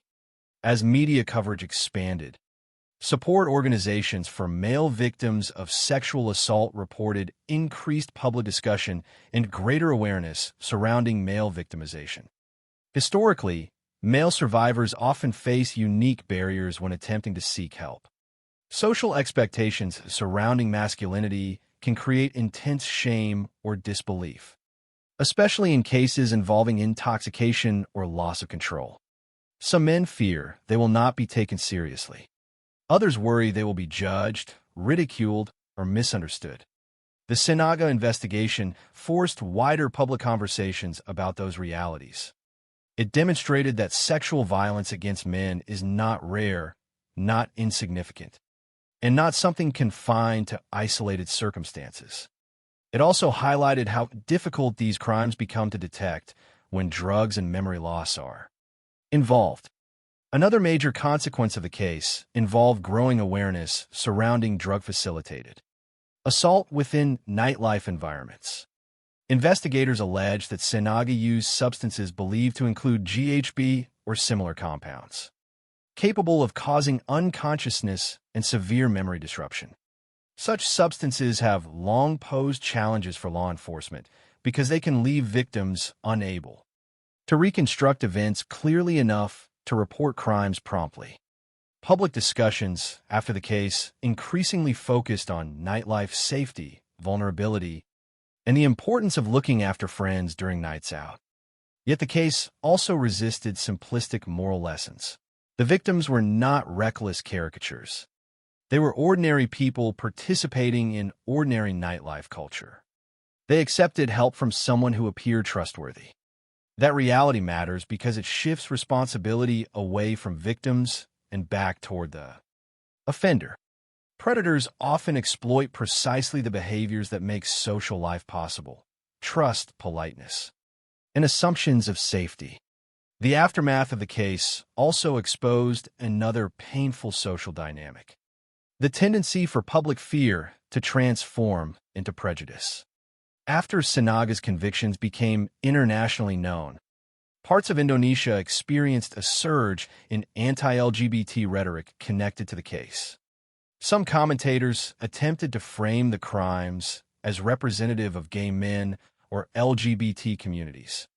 More broadly, human rights organizations and advocacy groups strongly rejected those narratives, emphasizing repeatedly that Sinaga's actions were acts of coercive criminal violence, not expressions of consensual sexuality or LGBT identity. That distinction is essential. Sexual assault is about power, incapacitation, and lack of consent. The overwhelming majority of LGBT individuals, like the overwhelming majority of all people, are not violent offenders. Yet high-profile crimes can sometimes trigger public attempts to generalize individual actions into collective blame. The backlash following the Sinaga case therefore became another example of how fear and trauma can sometimes be manipulated into prejudice if societies fail to separate criminal behavior from identity itself. Meanwhile, the broader public continued struggling to comprehend the scale of the crimes. Even experienced investigators reportedly found the volume of evidence shocking. More than 3 terabytes of digital material had been recovered from Sinaga's devices. The recordings revealed years of systematic offending hidden beneath the ordinary rhythms of Manchester nightlife. One of the most chilling aspects of the entire case remains the possibility that the true number of victims may never be known. Authorities publicly stated they believed there were likely many more unidentified victims beyond those connected to the charges resulting in conviction. Some individuals may never learn what happened to them. Others may continue carrying fragments of confusion from nights they cannot fully remember without ever discovering the truth. That uncertainty leaves the story permanently unfinished in a moral sense. Even though the legal proceedings have concluded, there is also something deeply unsettling about the ordinariness surrounding the crimes. Sinaga was not publicly perceived as a dangerous outsider lurking beyond society. He was educated, social, integrated into academic and community environments. He moved through everyday life, appearing normal to the people around him. That reality forces uncomfortable questions about how predators operate and how trust functions in modern urban life. Human beings rely constantly on assumptions about safety. We trust strangers to give directions, call taxis, hold drinks for a moment, or offer help when we are vulnerable. Most of the time, those assumptions are justified because most people are not predators. But cases like this reveal how devastating the consequences can become when someone intentionally weaponizes normal social trust for years without detection. The Sanaga investigation also demonstrated the evolving role of technology in modern criminal cases. Digital devices allegedly enabled the recording and preservation of the assaults, creating enormous archives of abuse hidden behind passwords and storage systems. Yet those same recordings ultimately became critical evidence leading to conviction. Without the digital material recovered from Sanaga's devices, many assaults might never have been provable because victims often lacked memory of the events. Technology therefore functions simultaneously as a tool of exploitation and a mechanism of accountability. In the years since the convictions, the case has remained one of the most disturbing examples of serial sexual offending in recent British history, not only because of the number of crimes proven in court, but because of the profound psychological dimensions surrounding memory, consent, and invisibility. It is a case in which many victims lost not only control over their bodies, but awareness that violations had even occurred. And perhaps that is what continues to haunt the public imagination most deeply. There is something terrifying about crimes capable of existing entirely outside conscious memory, hidden beneath the ordinary confusion of nightlife and the social normalization of intoxication. In the end, the story returns to Manchester itself, to the streets after midnight, to music fading as clubs close and exhausted strangers search for rides home beneath rain and neon. Reflections. For most people, those nights end safely. Friends reunite. Taxis arrive. Memories blur harmlessly into stories told the next morning. But for years, according to prosecutors, a predator moved quietly through those same streets, looking for people least capable of protecting themselves. And hidden behind the door of a single apartment on Princess Street was a collection of evidence so vast that even after convictions, investigators acknowledged a devastating possibility. They may never know every victim's name. Long after the headlines faded and the courtroom lights dimmed, the Reinhard Sanaga case continued to linger in public consciousness not simply because of its scale, but because it exposed something profoundly uncomfortable about modern life. How easily violence can hide behind normality. How vulnerable human beings become when memory disappears. And how often society fails to recognize victims when their stories do not fit familiar expectations. Cases of serial violence often leave behind clear images in the public imagination: a dangerous stranger, visible brutality, obvious warning signs. But the Sanaga case resisted simplicity. The offender did not present himself publicly as monstrous. Many victims did not understand they had been attacked.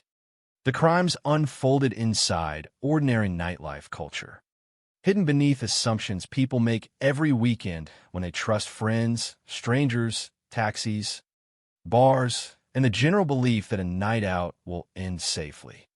That is part of what makes this story so psychologically disturbing.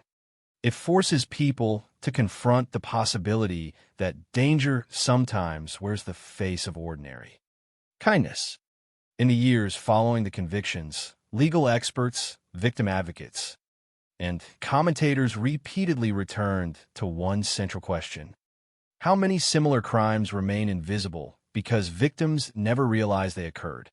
Drug-facilitated sexual assault occupies a uniquely difficult space within criminal justice systems because memory itself becomes compromised. Victims may awaken feeling physically unwell, emotionally unsettled, or unable to explain missing stretches of time. But without clear recollection, many people instinctively blame themselves. They assume they drank too much. They feel embarrassment rather than suspicion. And because nightlife culture often normalizes blackouts and memory gaps, warning signs can disappear into the background noise of ordinary social behavior. The Sinaga investigation shattered that invisibility on a massive scale. Yet the case also demonstrated how dependent justice can become on extraordinary circumstances. If one victim had not regained consciousness during the assault in June 2017, would the crimes have continued even longer? If investigators had not examined Sinaga's digital devices thoroughly, how many assaults would have remained permanently hidden? Those questions remain deeply unsettling because they highlight how fragile the line between exposure and concealment can be in cases involving incapacitated victims. The recordings recovered during the investigation became central evidence precisely because memory alone could not tell the full story. Without those files, many victims may never have known what happened to them. That reality creates an almost unbearable paradox. The same recordings allegedly created as trophies of abuse ultimately became the mechanism through which the truth emerged. Another lasting impact of the case involved the broader conversation surrounding male victims of sexual violence. Historically, male survivors have often faced enormous cultural barriers when attempting to report abuse or seek support. Society frequently teaches men that vulnerability equals weakness, that victimhood conflicts with masculinity, or that sexual violence against men is somehow less serious or less common. Those assumptions can silence victims for years. In cases involving intoxication or incapacitation, the barriers become even more severe because victims may fear ridicule or disbelief. The Sinaga case forced public attention onto those realities in a way few cases ever had before. Here was a prosecution involving dozens of male victims, many of whom had been physically incapable of resisting and psychologically incapable of understanding what happened until much later. The case challenged simplistic stereotypes about strength, vulnerability, and consent. It demonstrated that sexual violence is not defined by gender, physical size, or public expectation. It is defined by the absence of consent and the exploitation of vulnerability. Support organizations in the United Kingdom later reported increased conversations surrounding male sexual assault after the case became public. More men began discussing experiences that had previously remained hidden beneath shame or confusion. While no positive outcome can erase the suffering connected to the crimes, increased awareness surrounding male victimization became one of the few meaningful social shifts to emerge from the tragedy. The case also prompted renewed discussions about nightlife safety and collective responsibility. Friends looking after each other during nights out became a recurring theme in public conversations. After the convictions, yet the lessons were never as simple as be more careful. Most victims in this case did not behave recklessly. They accepted assistance from someone who appeared safe and trustworthy. They participated in ordinary nightlife culture in one of England's busiest cities. That distinction matters because predators often rely on hindsight bias within society, the tendency to blame victims for not anticipating dangers that were invisible at the time. The responsibility for these crimes belonged entirely to the offender, not to the people who trusted him. At the same time, the investigation revealed how modern urban life depends constantly on fragile social trust. Cities function because people assume most strangers mean no harm. Most offers of help are genuine. Most invitations are safe. Most interactions end harmlessly. If human beings approached every social encounter with suspicion, ordinary life would collapse under paranoia. Yet cases like this remind us that predators can exploit those very assumptions with devastating effectiveness. That tension between trust and caution remains one of the hardest realities modern societies must navigate. Another complicated legacy of the Sinaga case involved the public backlash that emerged in Indonesia after the convictions became widely known. Some commentators attempted to frame the crimes through the lens of sexuality rather than violence, fueling anti-LGBT rhetoric and prejudice. Human rights organizations repeatedly emphasized that the crimes had nothing to do with consensual same-sex relationships and everything to do with coercion, incapacitation, and predatory behavior. That distinction cannot be overstated.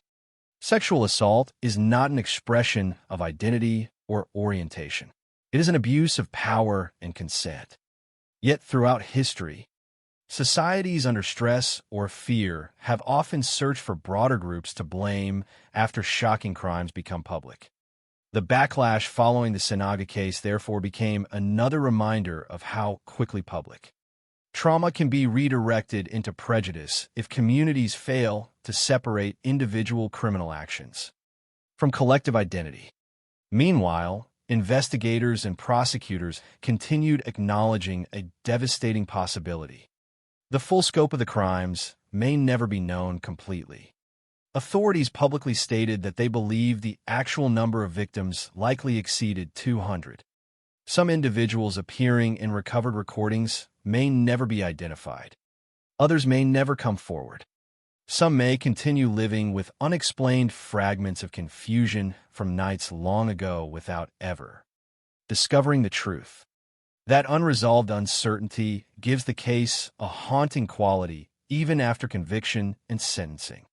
Unlike stories that end neatly with arrest and punishment, this one leaves open the possibility of invisible victims scattered across years of forgotten nights in Manchester. There's also a broader cultural lesson buried within the details of the case, a lesson about invisibility itself. Society often notices violence only when it becomes dramatic enough to demand attention. But some forms of harm survive precisely because they remain hidden inside ordinary environments. The Sinaga investigation revealed years of predatory behavior allegedly operating in one of the busiest nightlife districts in England without public awareness. Clubs remained crowded. Music continued playing. Students attended lectures the next morning. Friends laughed about blackouts and hangovers. Beneath all of that ordinary life, according to prosecutors, unconscious victims were being assaulted and recorded inside an apartment few people would ever have considered dangerous. That contrast between public normality and private violence is what continues to make the case so difficult to emotionally process. In many ways, the story ultimately becomes less about one offender and more about the vulnerabilities existing within human society itself. The limits of memory, the fragility of trust, the social silence surrounding male victimization, and the ease with which predators can exploit environments where confusion and intoxication are normalized. The legal system delivered accountability as far as it could. Reinhard Sinaga was sentenced to life imprisonment, with a minimum term later increased to 40 years. He remains incarcerated at HM Prison Wakefield. The convictions established him as one of the most prolific convicted sexual offenders in British history. But legal outcomes cannot fully resolve the deeper emotional truths left behind by cases like this. Somewhere among the streets of Manchester, there may still be individuals who once woke up feeling sick after a night out and never understood why. Somewhere there may be people who dismissed fragments of memory because they seemed too unclear or too strange to trust. And somewhere within archived police evidence remain recordings representing lives permanently divided into before and after, even if some victims themselves may never know exactly where that line exists. Perhaps that is the most unsettling legacy of all. Not simply the scale of the crimes, but the realization that many victims lost something beyond physical safety. They lost certainty. They lost ownership over parts of their own memories and experiences. And in some cases, they lost the ability to know with complete clarity what had happened to them at all. In the end, the story returns once again to the same image with which it began. Manchester after midnight. Rain reflecting neon across empty streets. Music fading as bars close. Young people walking home exhausted after ordinary nights out. Taxis pulling away into darkness. Strangers crossing paths for only a few seconds before disappearing again into the city. Most of those encounters remain harmless, most nights and safely. But for years, according to prosecutors, one man moved quietly through those streets, searching for vulnerability hidden inside ordinary human exhaustion. And behind the door of a seemingly ordinary apartment on Princess Street, investigators later uncovered evidence of crimes so extensive that even after years of investigation, authorities admitted they may never fully know how many lives were touched by what happened there.